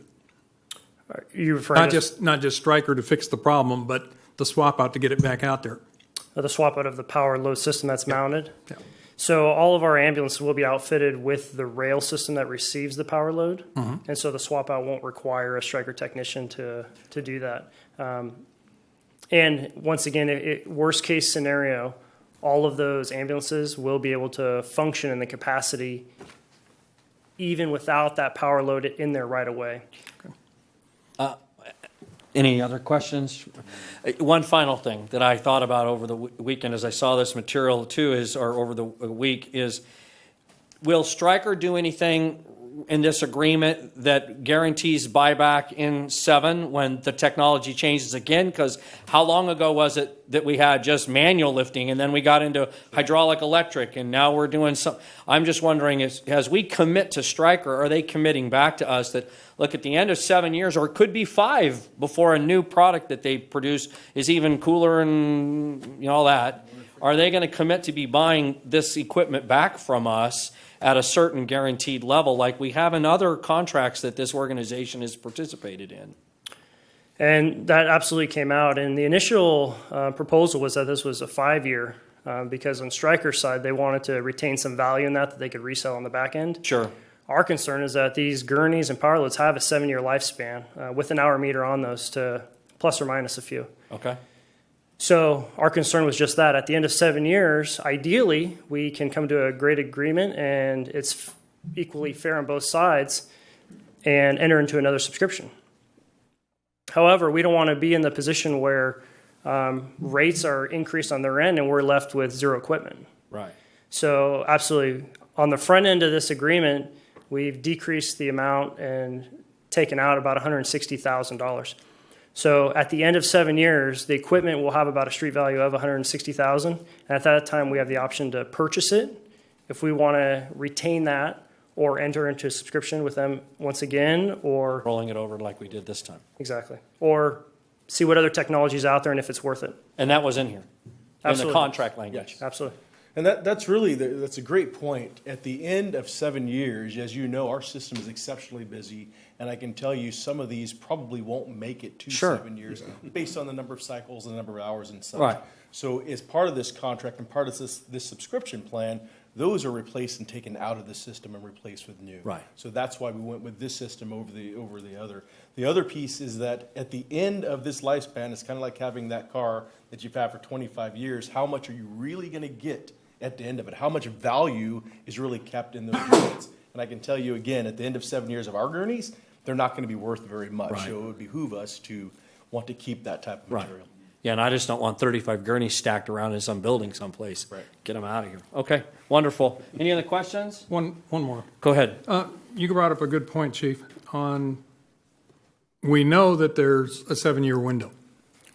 And with our tracking, the number of calls that each one of these units makes, have you thought about a rotation plan to take some of the load off those units that are running lots of calls and put them in an area where there are not so many to kind of Yes, extend that's those life? absolutely part of the plan. As Captain Rudnicki stated, there's an hour meter on that gurney, so we'll be able to track those and then move them around to reduce the wear and tear on some of the long ones. Good. Thank you. If I can add a little bit to that, on the subscription plan, because we're getting service and that's an annual thing, if there's a gurney sitting there and nothing goes wrong with it, the technician will still touch it annually, and we'll get those reports of how many hours are on each. So we, in the division, can keep track, and at that point, audit and rotate around as needed. Very good. All right, gentlemen, any other questions for action item number 2? Hearing none, seeing none, let's move to a motion, please. Mr. Chairman, I would move approval of the option to purchase the sole source contract with Stryker. Second. Okay, I have a first and multiples. Any other questions? Madam Clerk, please call the roll. Director Monk? Aye. Orzali? Aye. Clark? Scheidegger? Aye. Wood? Aye. Kelly? Aye. Barnes? Aye. And Gould? Aye. Motion passes. Thank you very much, gentlemen. Appreciate it. Let's move on to action item number 3, mid-year budget review, interim CFO, Campo. Well, good evening, directors. I will start off this presentation. Sounds good. Kind of doing a 100,000-foot overview, and then Mr. Campo will, of course, dive into the details. I wanted to say, as in our normal budget process at the mid-year, we sat down with all the stakeholders in our particular agency, including labor, at the table to discuss the budget as it was relevant to the numbers that we agreed to in the final budget in September that was due October 1st of every year, to the actual numbers as we got to the end projections at the mid-year mark. So with that, I would say that the 2014-15 budget remains balanced. The good news is it's balanced with ongoing revenues covering our expenses without the uses of our reserves. In large part, this is due to the board, the administration and the hard work, and labor working together to address all the fiscal challenges that we've faced. It does need to be noted here at mid-year, though, it falls short of fully funding our annual required contribution for our retiree medical benefits that are promised to our current and future retirees. And it does not add anything to our reserve level at this point. Projecting additional revenues of around $8 million, and that is recovering property values, which is an additional $1.7 million in property taxes, and also the enhanced cost recovery efforts that we were able to get done through the intergovernment transfer process of $6.6 million. Additional revenue is needed to cover other revenue reductions and higher than expected personnel costs that largely are associated with overtime. And one thing to remember, since we remain well below our minimum staffing levels, any absence for whatever reason requires that roster spot to be filled with overtime. The only way to avoid the overtime costs is to increase the staffing levels. And note that we are currently saving about $1 million per year by filling these spots with overtime as opposed to having more personnel. As the economic recovery continues, the district should experience more property tax revenue from recovering home prices and new development activity. We're seeing a lot of increase even outside the back door here, a lot of big excavators working. One thing that we want to note that we really need to get back to as the economy is flattened and maybe starting to move up. Reality-based budgets is what we'd like to refer them to, and that is budgets based on known reoccurring revenues. One-time revenues need to be used for one-time expenditures. We've had to be in positions where we've had to utilize some of those to keep the lights on, and we need to get back to that reality-based budgeting. And we need to balance and prioritize our spending between our current operations, deferred station maintenance schedules that are still definitely in need of some help, and our capital replacement. New facilities, and also to build our reserves back to the 15% goal established by this board. And we need to ensure we continue to fulfill our promises to our employees regarding their retirement benefits and retiree medical benefits of PERS, OPEB, and SCRS. So with that, I'm going to turn over the details to Mr. Campo and his finance staff. I'd like to applaud their work, tremendous work to get us the information tonight. Thank you, Chief. Thank you, Chief. President Gould, members of the board. What you see before you is just a summary of all the material that's in your packet this evening. There's much more detail and much more narrative regarding the mid-year. So I won't rehash all of that, but just kind of cover the highlights here. So we started at the top of the schedule is the final budget for revenue that was adopted by the board in September. It's $166,700,000. At mid-year, we're projecting $185 million in revenue. The largest component of that is the intergovernmental transfer that we talked about previously. And I believe it was last December the board adopted a resolution authorizing the district to participate in that program. And we actually amended the budget at that time by increasing the revenue by the $17 million you see here. We also increased expenditures by $10.4 million, which is down below, and the difference going to the reserves of the district to balance that out. As Chief Wells indicated, property tax revenue looks like we're going to be about $1.7 million more than what we had budgeted, and we'll go through a pretty detailed presentation on the property tax revenue where we'll point out where that's coming from. The next item there is reimbursement for deployments of $1.9 million. That's basically just an offset to the overtime. You'll see the same number down below under increased expenditures. So as our folks are deployed throughout the state and throughout the region and the country, we are reimbursed for those deployments. So that's pretty much a wash there on the $1.9 million. The contract with the county for fire and EMS at McClellan, we're now projecting about $1.2 million less in that revenue for the year. And what that reflects is a true up of the actual costs versus what the billings were that were contained in the contract. So our costs were less than what was projected in the contract. And also the contract provides for an offset of any property tax revenue coming from the former redevelopment agency and the former air base. And with the dissolution of redevelopment in the state, we're now starting to see property tax revenue coming in. So there were about, I think, 2 years worth of property tax revenue. There was a delay in reporting from the county, and there was a delay in the reconciliation process. And so that all got cleared up in the last several months or so. And unfortunately, it's going to reduce the amount of revenue received this year by the district by $1.2 million. The prior year GEMT reduction of $700,000.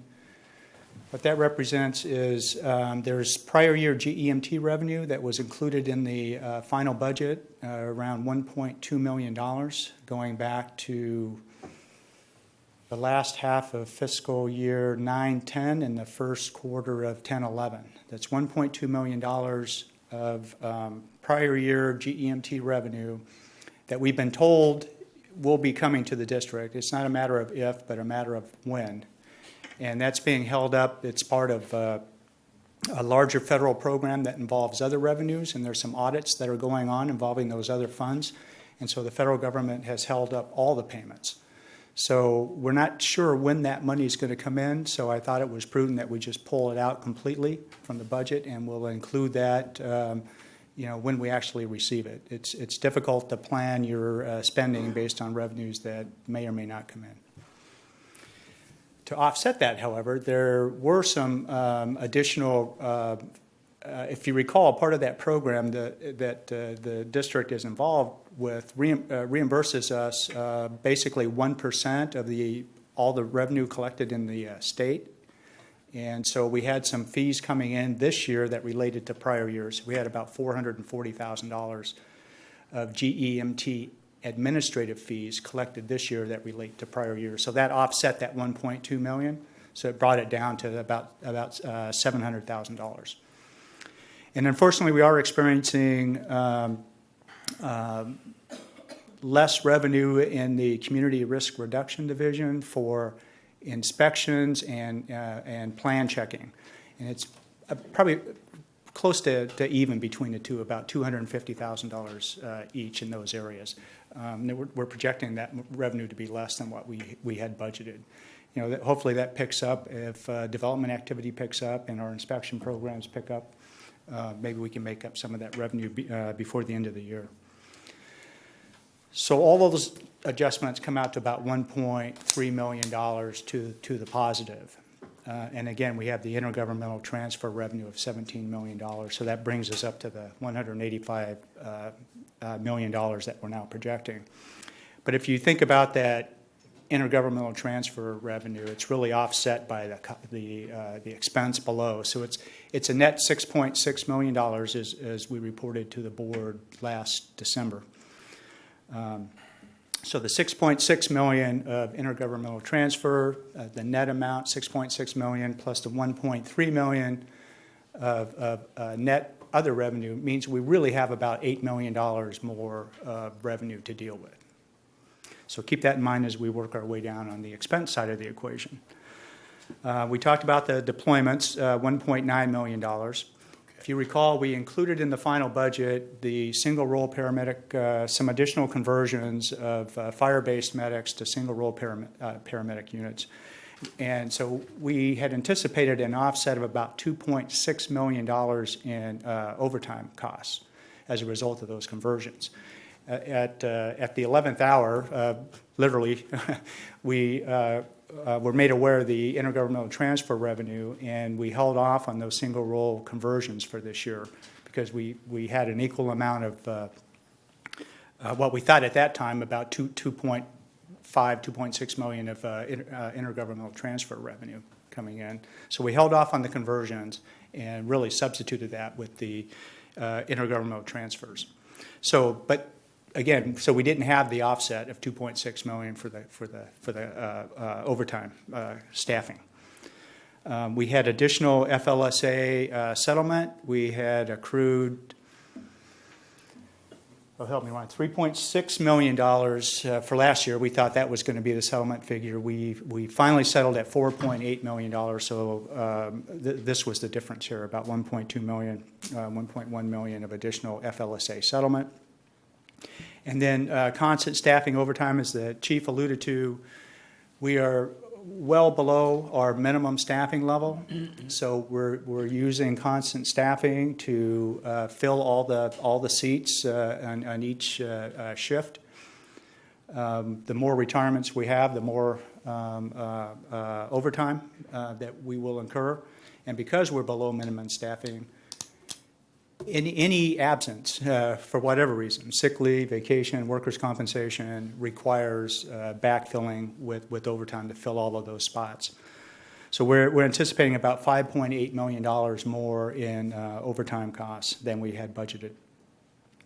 On the other side, we have salary reductions of about $1.2 million. Those come from retirement, not hiring the additional single role folks to achieve those conversions. Active medical insurance, looks like we're on pace to be under budget by about $1.5 million. Again, this is for the active employees, so the retirements drive that number down. Not filling all of those single role spots that we anticipated in the budget drives that number down. And I believe we also had a number of folks moving from higher cost plans to lower cost plans because of the increases that went into effect January 1st.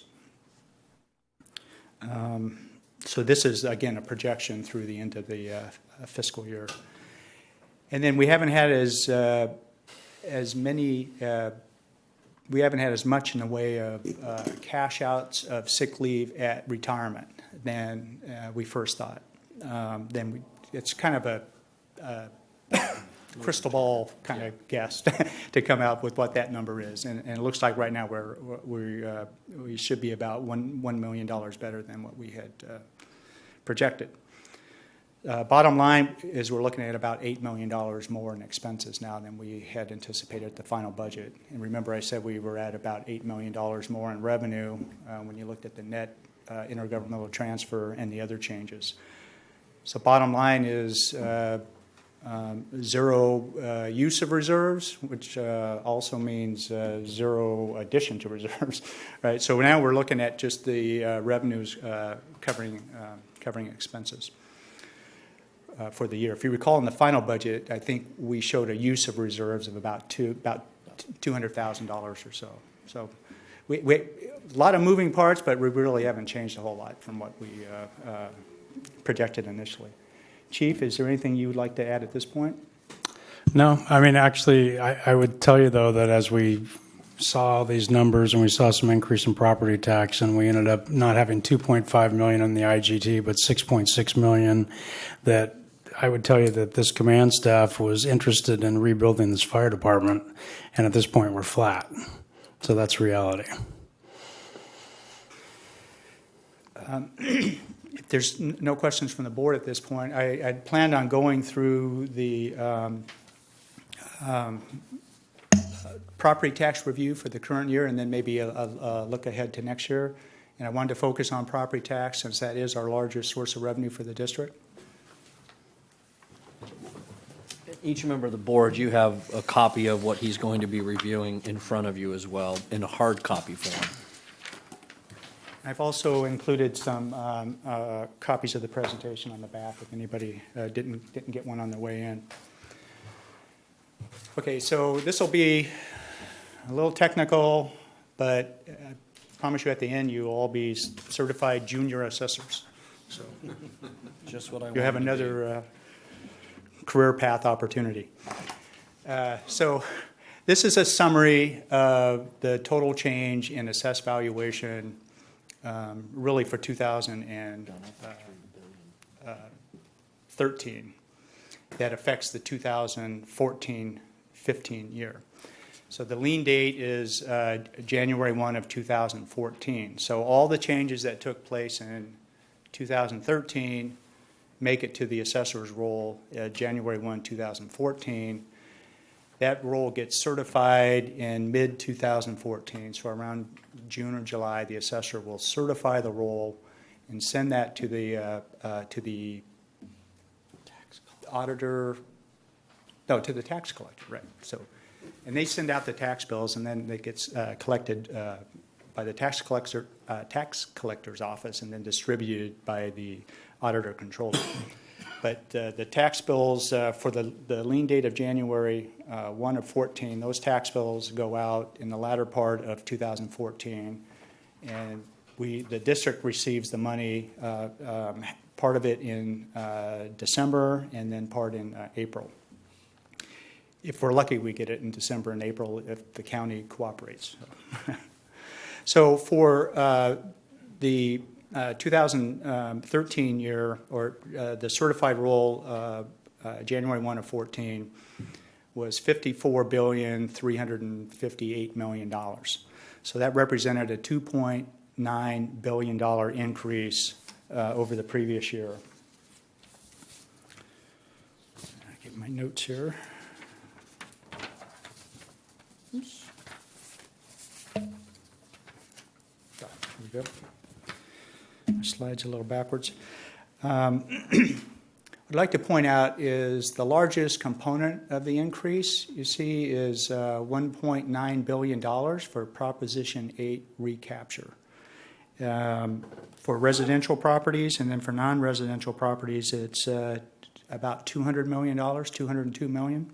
So combined, it's $2.1 billion of the $2.9 billion increase is the assessor bringing property values back that he had previously lowered during the recession. And we've got a lot of charts to cover that later.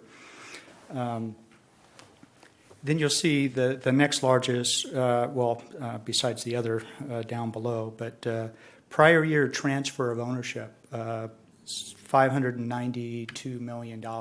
Those are property trading hands, so sales of property selling for higher than what the assessor had on the roll. So that's a very positive sign. In years past, that number was actually negative. So this is, again, a very good sign that things are turning around and values are moving in the right direction.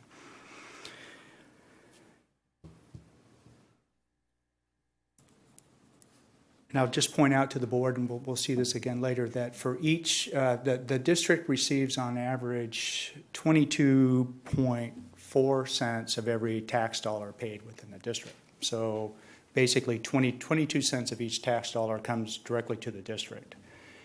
So for each $1 billion of property value increase, that generates $2.2 million of additional property tax revenue. So we'll keep that in mind as we move through the presentation. So you see down below the change by component. So entire district, the total increase was 5.72%. So that's a pretty good bump in the assessed valuation of property. However, when you look at that, it's the Prop 8 recapture, the $2.1 billion, that represents 4.1% growth in itself. So that means all the other growth came to less than 2%, so it was about 1.6%. So the majority of the growth this year was the assessor bringing these values back as opposed to just property values going up. Which is good, however, though, because that once the assessor brings those values back, they stay on the roll moving forward. And I'll point out as well that this translates to $118 million of property tax revenue, which is about 1.7 more than we had anticipated. And that represents 72% of the district's revenues. So it's a healthy piece.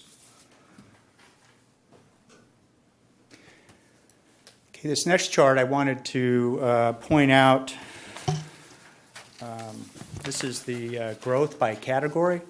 And you see the largest component up there, $2.9 billion, $2.980 billion of the $2.939 is residential property. So I just wanted to remind the board that that represents 76% of the total value of property within the district. So as single-family home values go, that's how our property tax revenues go. And you see the negative amounts there for commercial and industrial. What that represents are refunds. And I would guess that those are, or venture a guess to say that those are prior year appeals that the assessor is just now catching up with. And there's a tremendous number of appeals sitting out there that we have to be cognizant of, that those can represent negative adjustments to our assessed value and actually decrease the revenue. Because there could be multiple years of these appeals that get settled in one year, and all the revenue comes out of the current year. So it's just something we have to be cognizant of and make sure that we track those and follow those. And we use our property tax consultant, HDL, to help us monitor those appeals and where they stand.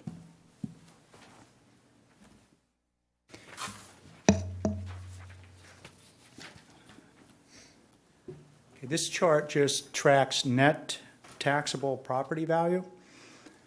You can see the peak was 2008, 2009, and then from there was that long slide downward till we hit bottom in 2012-13, and then we turned around and we started heading back up. But you notice we're still well below that peak level in 2008-9, but we are now finally moving in the right direction for several years here. The notes on the right side, the current median sales price of a home in Sacramento is $237,000.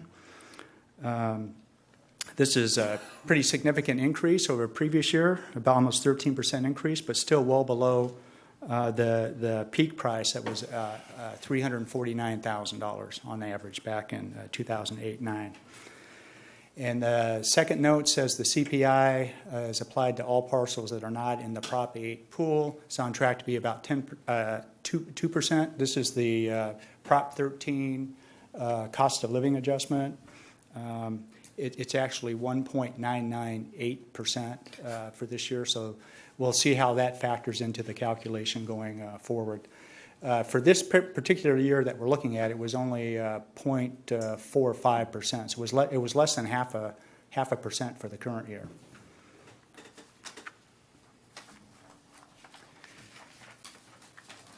This is what's been going on with the single-family home sales in the district. If I can find that chart. June was a good year for real estate. Yeah, there we go. So these are just single-family sales, and they're full value sales. And this is particular importance because we use HDL again to help us track these sales throughout the year. So we can kind of gauge what's going to happen in the subsequent year by looking at what's happening now. Because remember, the lien date is January 1, based on everything that happened the previous year. That revenue gets collected in the next fiscal year. So if we keep track of these sales throughout the year, we can do a better job of projecting what the sales property tax revenue is going to be the following year. So, for example, sales in 2006 would actually show up on January 1 of 2007 and be collected the next fiscal year, the actual property tax revenue. So again, we see the peak in 2006, 349,000, or the median home price. Again, that would be impacting in the 2007-8 fiscal year, which we saw before was the peak period. You can see the run-up from 2000 to 2005, the increase in those prices, and then flat in 2006, and then things really turned around and started going downhill quickly after that. We see the turnaround in 2012, which would again impact the lien date of January 1 of 13, and so we saw that increase in property tax revenue in the 12, 13, 13, 14 periods. Things starting to turn around.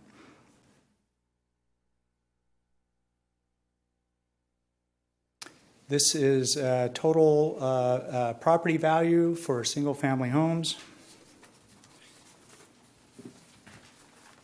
So again, showing the peak in 2008, the bottoming out in 2012, and starting to turn around and come back up. The blue component of those bars is what you actually pay your property tax on. So that's the value that the assessor is basing property tax bills on, the property tax revenue that comes to the district. The brown component is the Prop 8 reduction we've been talking about, where the actual value of property is well below the assessed value, so the assessor can go in and lower those values down to the market value, but he continues to keep track of where the value was before he lowered it, and he can raise it all the way back up to that level without the limitation of the 2% cap that Prop 13 puts on that growth. So that's what we're seeing when we talk about the recapture. Yeah. The 1.9 or 2.1 billion of recapture is where the assessor's bringing those values back up. It's a really powerful job. Yeah. Really. So obviously we keep track of the what we call the Prop 8 pool, or the Prop 8 recapture pool. So it started in 2008. Remember, we saw the prices start dropping in the 2007 period. So the assessor started lowering tax bills, and probably a number of you and a number of folks in the audience experienced a reduction in their property tax bills. Well, this is why. The assessor was lowering values, and he did it kind of by neighborhood and by area, and so it wasn't really on an individual basis. But so it started in 2008, and the way you read this chart is that in 2008 there were 30,482 parcels that received a reduction. They were on the tax roll at $8.9 billion. Their peak value before it was lowered was $10.5 billion, so there was $1.6 billion in the Prop 8 recapture pool. That represented about 16% of all the residential parcels. And you can see that number grew to 65,000 parcels in 2009. I'm not sure what happened in 2010. Looks like that may have been an error there. But it grew all the way to almost 84,000 parcels in 2012. There was $5.5 billion worth of value in that Prop 8 recapture pool, representing 45% of all residential parcels in the district had some sort of reduction. And so it's no surprise we lost, $25–30 million in property tax revenue on an annual basis. I know the command staff and the board are painfully aware of those property tax hits. So, but then we see in 2013 we start seeing that some of the recapture. We spoke earlier or last year that part of our growth last year was $1.6 billion in Prop 8 recapture. We just saw that for this year it was $1.9 billion. And again, you see the note at the bottom, for every $1 billion of value, it's $2.2 million of property tax revenue. So those are large components of our growth coming back. And so at the end of, so currently there's $2.6 billion still remaining in that pool, which translates to about almost $6 million of ongoing property tax revenue, if that were all to come back. What would prevent that from all coming back is that if some properties sold before the assessor brought the values back, if they sell at a lower value, then it locks in at that lower value and you wipe out that potential recapture. So it's only if the property is held and the assessor brings it back that we actually get that growth, or if it's sold at a higher value. Okay, then it gets reset at that higher value.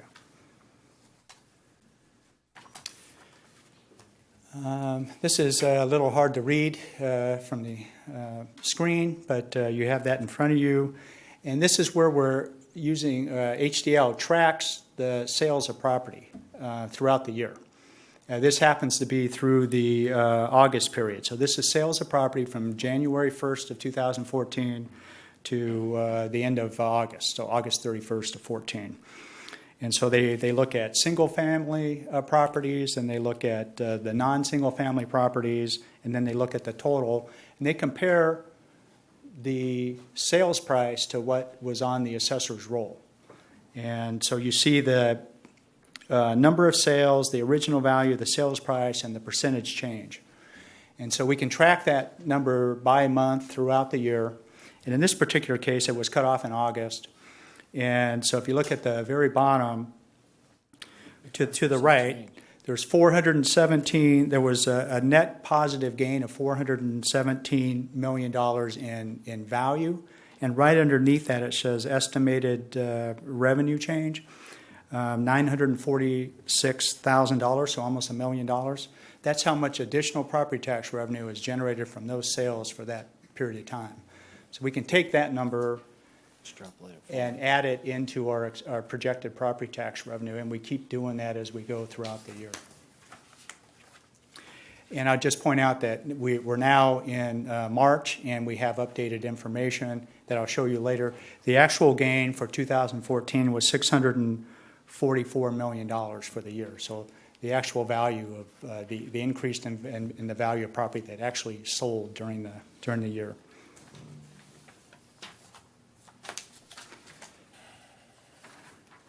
This is an interesting chart. So this is a property tax revenue by geo area.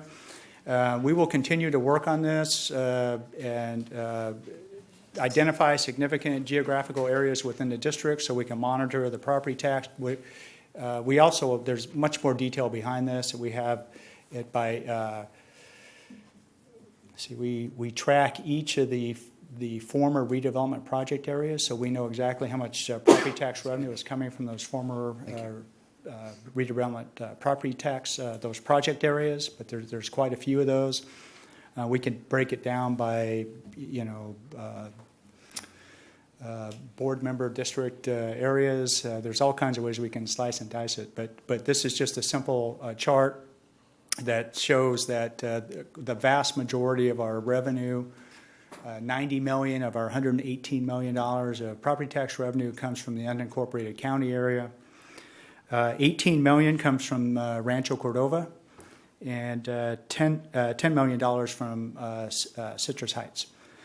And the number that's in the top of those bars, that's kind of hard to see on the screen, on average, again, remember I said there was 22 cents of each property tax dollar, so that's really being driven by the unincorporated county area.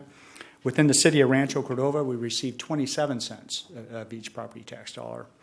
And in Citrus Heights, it's 18 cents of each tax dollar. But on average, it's 22 cents. So on the graph on the left is the Prop 8 recapture. Remember, there was $2.6 billion remaining in that recapture pool. Almost $2 billion of that is in the unincorporated county area. 380 million in Rancho Cordova, and 320 million in Citrus Heights. So the two cities are pretty close in the amount of potential recapture. But when you look at the chart on the right, it tells you how much of that $6 million of potential revenue recapture. 4.3 million comes from the unincorporated area, $1 million from Rancho Cordova, because remember they had the 27 cents for each tax dollar, so they're a little bit higher. And then Citrus Heights was 18 cents, so that revenue is only about $580,000 of potential revenue left. I just thought it was an interesting way to kind of look at it. It's always good to know where your property tax dollars are coming from. Okay, this is maybe a little more complicated than you care to see, but what it does is it basically takes last year's information, factors in the CPI adjustment, and remember I said it was 1.998%. So that CPI adjustment gets applied to all property in the district that's not under Prop 8 reduction. So you have to remove that Prop 8 reduction, apply the increase to the remaining property, and that will generate $829 million of additional value. The transfer of ownership, remember I said was $644 million, so this is where that figures into this equation. So we know that the sales of property last year, 2014, generated an additional $644 million of value, so we plug that in. HDL looks into their crystal ball, and they project almost $1 billion of Prop 8 recapture. Remember, there's $2.6 billion left in the pool. We had $1.6 billion 2 years ago. We had $1.9 billion last year. They're projecting $1 billion of Prop 8 recapture, and that's based on the sales price, that 12.3% increase in the sales value of property. They take that and they translate that to the recapture pool, and they come up with an estimate of almost $1 billion that will hopefully be recaptured. So we use all that information to build up what we think the assessed value of the property is going to look like. Then we apply the 1% growth factor, 1% tax levy, which is $552 million, and then on average the district receives 22 cents or 22% of that. So that translates to $123,800,000 which is that number you see at the bottom. That's our current estimate of the secured and unsecured property taxes for 15-16. So we're already looking into the next fiscal year. That represents about a 4.6% increase over the current year's $118 million. That translates in dollars to about $5.5 million of additional property tax revenue. So that's the science behind property tax. Now you're all property tax consultants, junior assessors. So this is how weathermen predict the weather? Or watch my hands and never leave my arms, right? So, just lastly, this is something the Finance Committee sees during our budget update reports, just showing that this is the ambulance transport revenue, shows that we're still pretty much on track with where we thought we were going to be. Our budget is $32.2 million for the year. Right now, it looks like we're tracking fairly close to that, so there wasn't much of any adjustment at mid-year for ambulance transport revenues. So with that, first off, I'd like to thank Ron Impedrad, our controller, and Tara Mailer for their help in putting the mid-year together. I just get to stand up here and present it. They're the ones that are really doing all the work behind the scenes. We're glad to take any questions from the board at this point. Director Wood?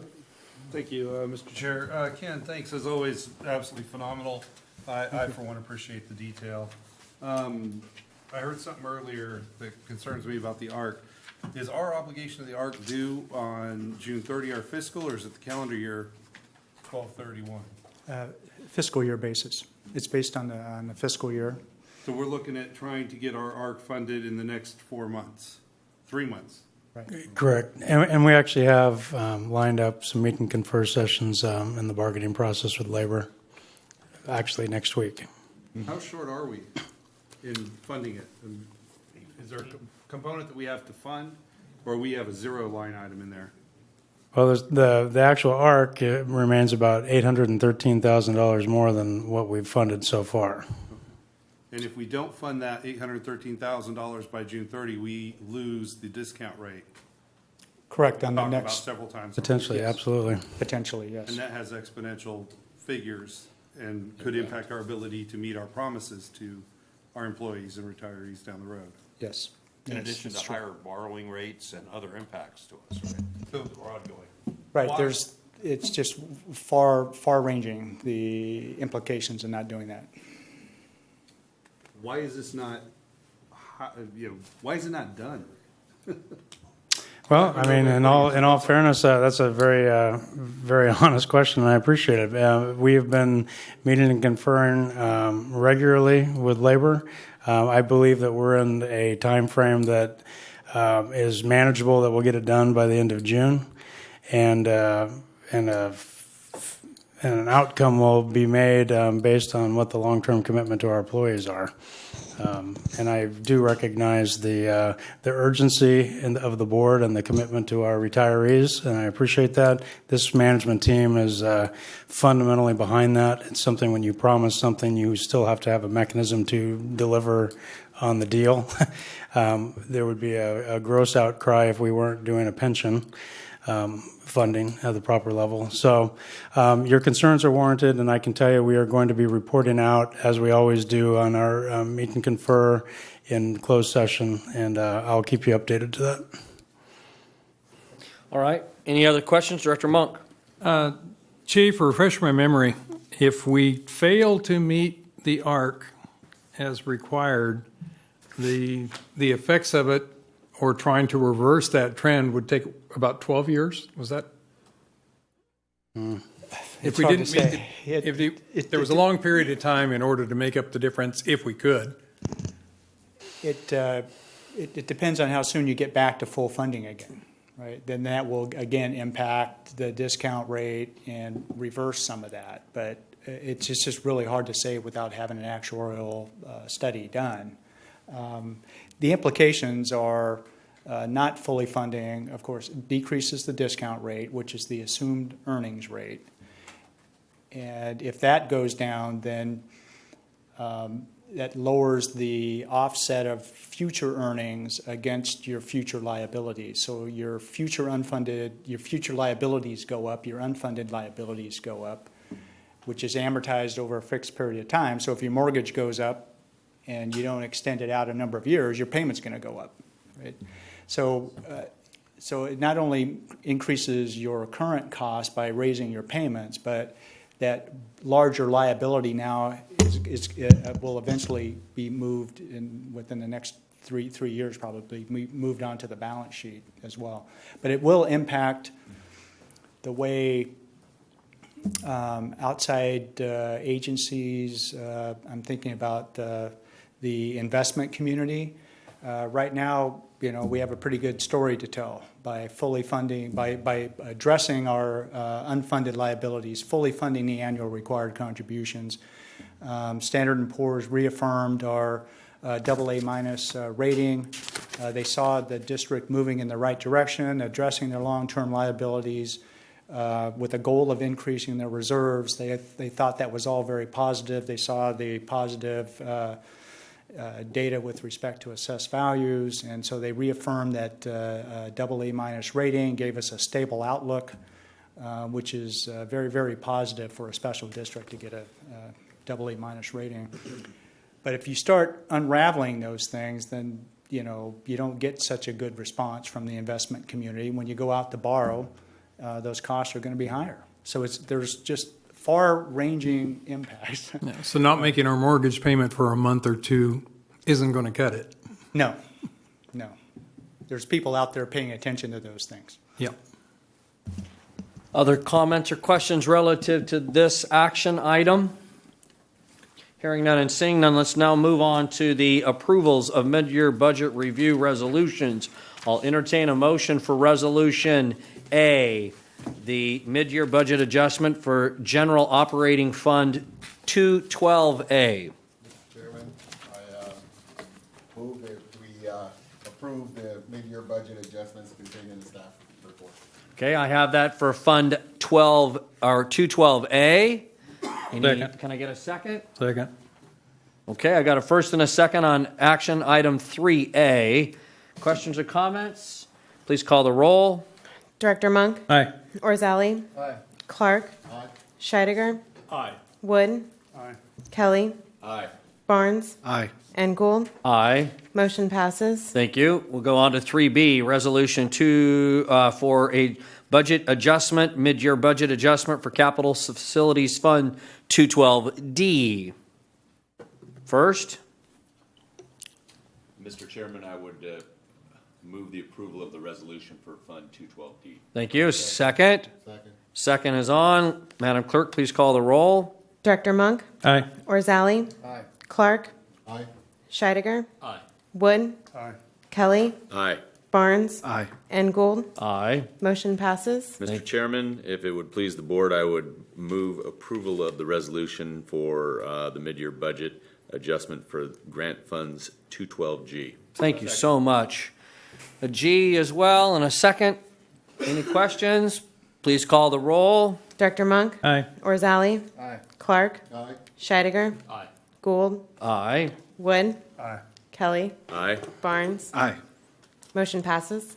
And Mr. Chairman, if it would please the board, I would move Resolution D, the 2014-2015 mid-year budget adjustment for the Leased Properties Fund 212L. Thank you. I have a first and a second on that. Please call the roll.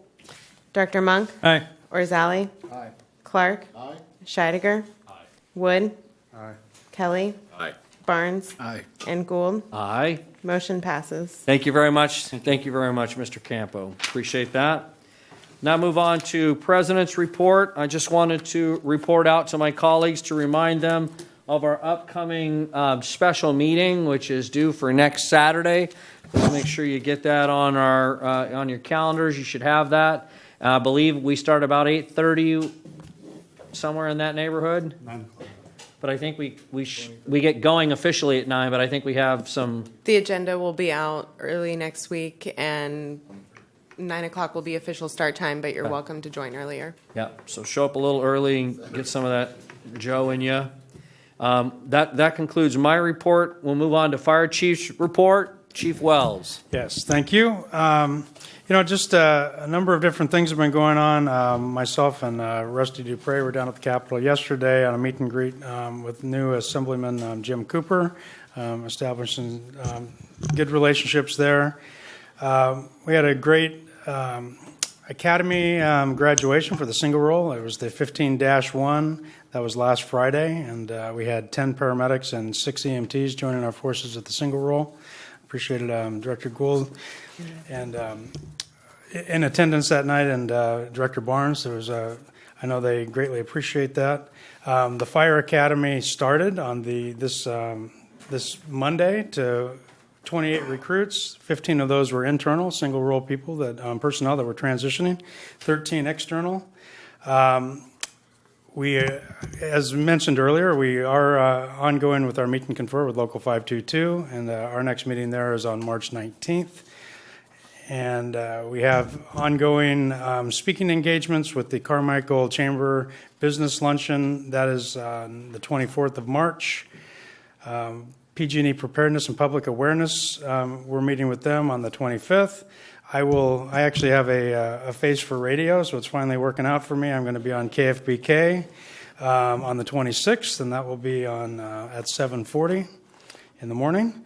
It'll be 2 weeks from tonight. The Citrus Heights Police Department has their annual swearing-in ceremony and awards, and Chief Ellis will be representing the district there, as it's a board night for us. But always want to be partners with our cities and our community, and of course the retirement dinner for all of our past retirees will be on the 27th of March, and that'll be at the Croatian Center at 5:30, and those tickets are available. Let's see, we'll keep moving on here. We have some retirements. Of course, we talked about last meeting, John Wagner's last day of work was our last board meeting. We recognized him with the 30 years of service, and he retired effective March 1st. We've had some recruitments, both internal and external, for a fleet manager, and the final filing date for that is on the 20th of March at 5 p.m. An internal and external recruitment for a Fire Inspector 1, and the final filing date for that is the 31st at 5 p.m. We've had a career development, public information, internal from the ranks of captain, engineer, and firefighter, and that'll be a backup position for our current PIO, and the final filing date for that is on the 20th at 5 p.m. Promotions, we were happy to promote single role paramedic Stephen Meyer. He was an EMT, and he's been promoted to a paramedic, and also EMT Justin Tan was promoted to paramedic, and those were both effective on the 7th of March. In the future, we're going to be doing some we're calling them big tent meetings with the community, and we're trying to incorporate those into the County Board of Supervisors meetings that they're having, and so we'll be more to follow on those. We're scheduling those as we speak. The idea behind that will be at community venues throughout the county, probably on a Saturday, get out and even throw the football around a little bit with the kids, talk to the parents, and answer any questions in the local communities. Michelle Idem is doing a phenomenal job as our PIO. And last, and maybe most important, I'm not sure, on the 2nd of April, we will be delivering the Easter Bunny to anywhere from 50 to 60 kids from the Children's Receiving Home. One of our engine crews will be doing that, and that'll be at 7600 Larkspur Lane in Orangevale, and that'll be at noon. So that'll be a good opportunity for us to get in the community. So if you have any further questions, I'd be glad to take those. Questions for the chief? Just one. Chief, you were spot on KFBK. Did you say that was the 26th of March? Hang on one moment. That was, no, I'm not going to be able to find it. AM or PM? 7:40 It's going to be a.m. 7:40 in the morning, and it was on the 25th. 25th. Oh, no, 26, excuse me. 26, KFBK. And actually, that's going to be reoccurring every 3 weeks. They've been doing a spot at that same time with both the police chief and the sheriff, and we're going to incorporate it as the fire department for a public safety message on that, reoccurring every 3 weeks. Thank you. Okay, no other questions for the chief? Chief Bridge.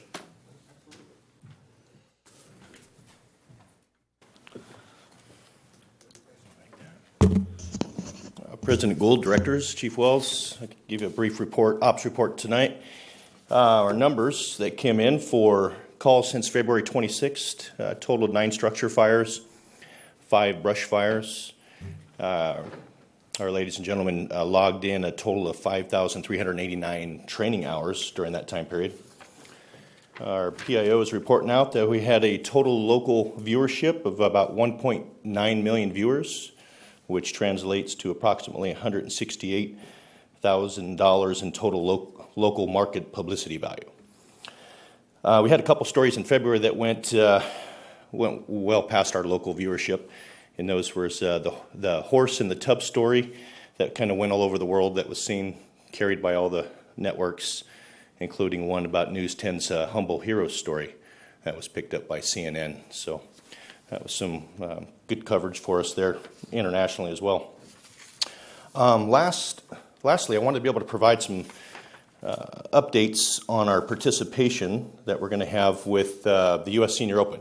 So if you're not aware, this year we are privileged to be part of a team of people that are going to be hosting the U.S. Senior Open from January 20th, June 20th, thank you, June 20th through June 28th. So the Del Paso Country Club was selected as the host venue, which is quite a treat for Sacramento. It's a small footprint, nonetheless. It's going to attract about 130,000 attendees over the 7-day period, of which will bring approximately $20 million anticipated locally, funds locally into our economy.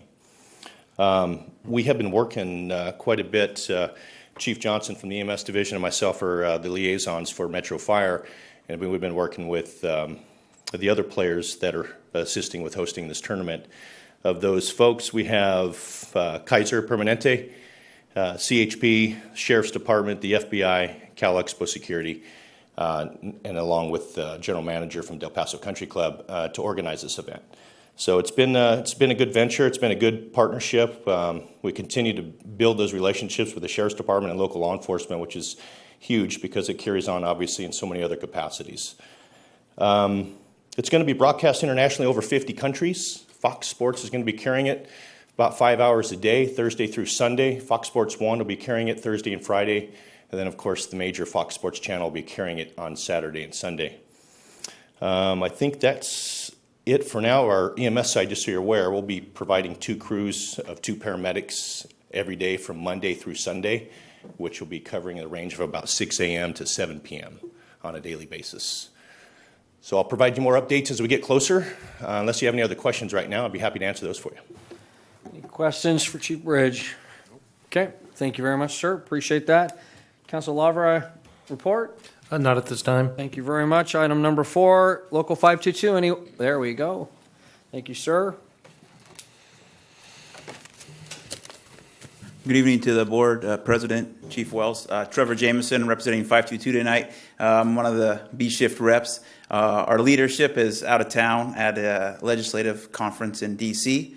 I have no report to give, but I wanted to be here to support and show that 522 is here. So, thank you. Thank you, sir. Appreciate that. Move on to committee and delegate reports. I have no report for the executive team. We'll move on to Comm Center, JPA. Chief Holbrook. Mr. President, the Comm Center met on the 10th of this week. There were 2 personnel issues that were discussed. No action was taken. Our next meeting is not on the 24th. It shows on the agenda. It has been tabled and is being moved into April to be scheduled as soon as possible. Okay, thank you very much. Appreciate that. Director Kelly, California Fire Rescue. Yes, Mr. Chairman, the California Fire Rescue JPA has not met since I last reported out. We will meet again on April 23rd. Thank you very much. Finance Committee, Director Monk. Finance Committee was supposed to meet today. That was canceled to accommodate the mid-year finance presentation for the full board. So, thank you very much. Policy Committee, Director Scheidegger. Mr. Chairman, Chief Holbrook, all the issues resolved? Will we have a Policy Committee meeting? Will we have issues for the Policy Committee on March 26th? I do not believe I have any reunion. We have several held in advance right now, so I believe that meeting will be canceled. Okay. It will be canceled at this point. Okay, thank you very much. Moving on now to board member questions and comments. We'll start with Director Monk. Just as a routine, I want to congratulate those people that made it to retirement, those people that are backfilling in promotional opportunities and backfilling those retiree positions, and all the people that are working hard on the different programs like the simulator and everything else we've got going on in the district. People would be amazed if they keep track of all the different projects that are going on in this district at this time. And I appreciate all the hard work that's being put into every one of those. You too, Larry. Thank you, Director Orzali. I'd just like to express my appreciation to the staff that put the reports tonight together. I know it's a lot of work. You guys do an incredible job, and then one of the leadership comes up and looks like a genius in front of us when we know that it was everybody behind the scenes that actually got it done. So thank you so much. Director Clark. I have nothing to add, Mr. Chairman. Okay, thank you very much. Let's go with Director Barnes. Thank you, Mr. Chair. As Chief Wells said, I did have the privilege to attend the single role graduation. It was my first experience as attending one of those graduations. Very unique, the historical value in it. I appreciate it, so I appreciate being part of that and experiencing that. Mr. Campbell, the mid-year budget, spot on. Very informative. Thank you very much, you and your team. First-class organization. And that's what reminds me about being part of this board, this organization, is Chief Wells, you, your staff, everybody involved, first-class organization. Mr. Green, I get it. In public safety, we do great work. Very humble man. You have a great team that works for you, but that incident command center you have going, being part of that, being part of field activation now, making it a virtual world where you can change it, make people think and react is absolutely top-notch. Best I've ever seen, so thank you. Okay, thank you very much. Director Kelly. I would like to thank Firefighter Rodriguez for being here this evening. And I appreciated what you had to say this evening. Certainly, I think most people in this room realize that the best way to kill an organization is be a member of it, take advantage of it, utilize everything that they have to offer you, and never give anything back to it. You're giving something back to your deferred compensation plan, and I think they should be they should feel very fortunate to have you. On the mid-year budget, that was a great deal of detail. But I'm glad that you don't have to look into a crystal ball. I'm glad that you had verifiable data, so to speak. Thank you. And then special meeting, I have had vacation planned that I was unable to get out of. And I must admit I didn't try too hard, but nonetheless, I won't be able to join the group on Saturday. Have good meeting without me. Thank you. Thank you very much. Director Wood. Larry, as always, absolutely phenomenal job. Congratulations. This district owes you a tremendous debt of gratitude for all the work you've done over the years to bring all the different projects that you've overseen to fruition. So thank you for your efforts and those that you work with you. Chief Johnson, I know we've talked a lot over the years, not you and me, but the district has talked a lot about cross-training, bringing other people in, and I appreciate you bringing in Captain Reineke today. Did I say his name right? Okay. I appreciate you bringing him in to give his presentation. It's great to see other faces besides the same ones we see all the time, and the same goes out to you, Firefighter Rodriguez. Thank you for your time and effort.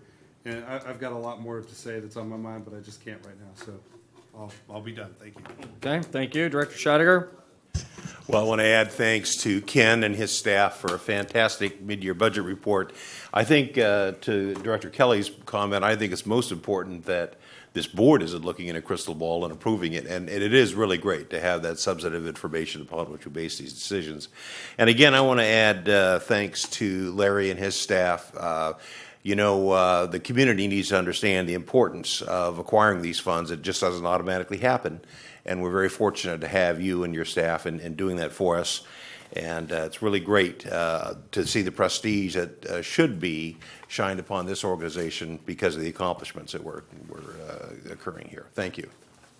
Thank you, Director. This evening, we are going to be going into closed session here in just a few minutes, but before we do, my comments will circle around one thing, and that's the mission of Sacramento Metropolitan Fire District. I'm going to read that to you as we close this evening prior to closed session. The mission of Sacramento Metropolitan Fire District is to provide professional and compassionate protection, education, and service to our community. We saw multiple examples of that this evening. Thank you very much, folks. We're now going to go into closed session.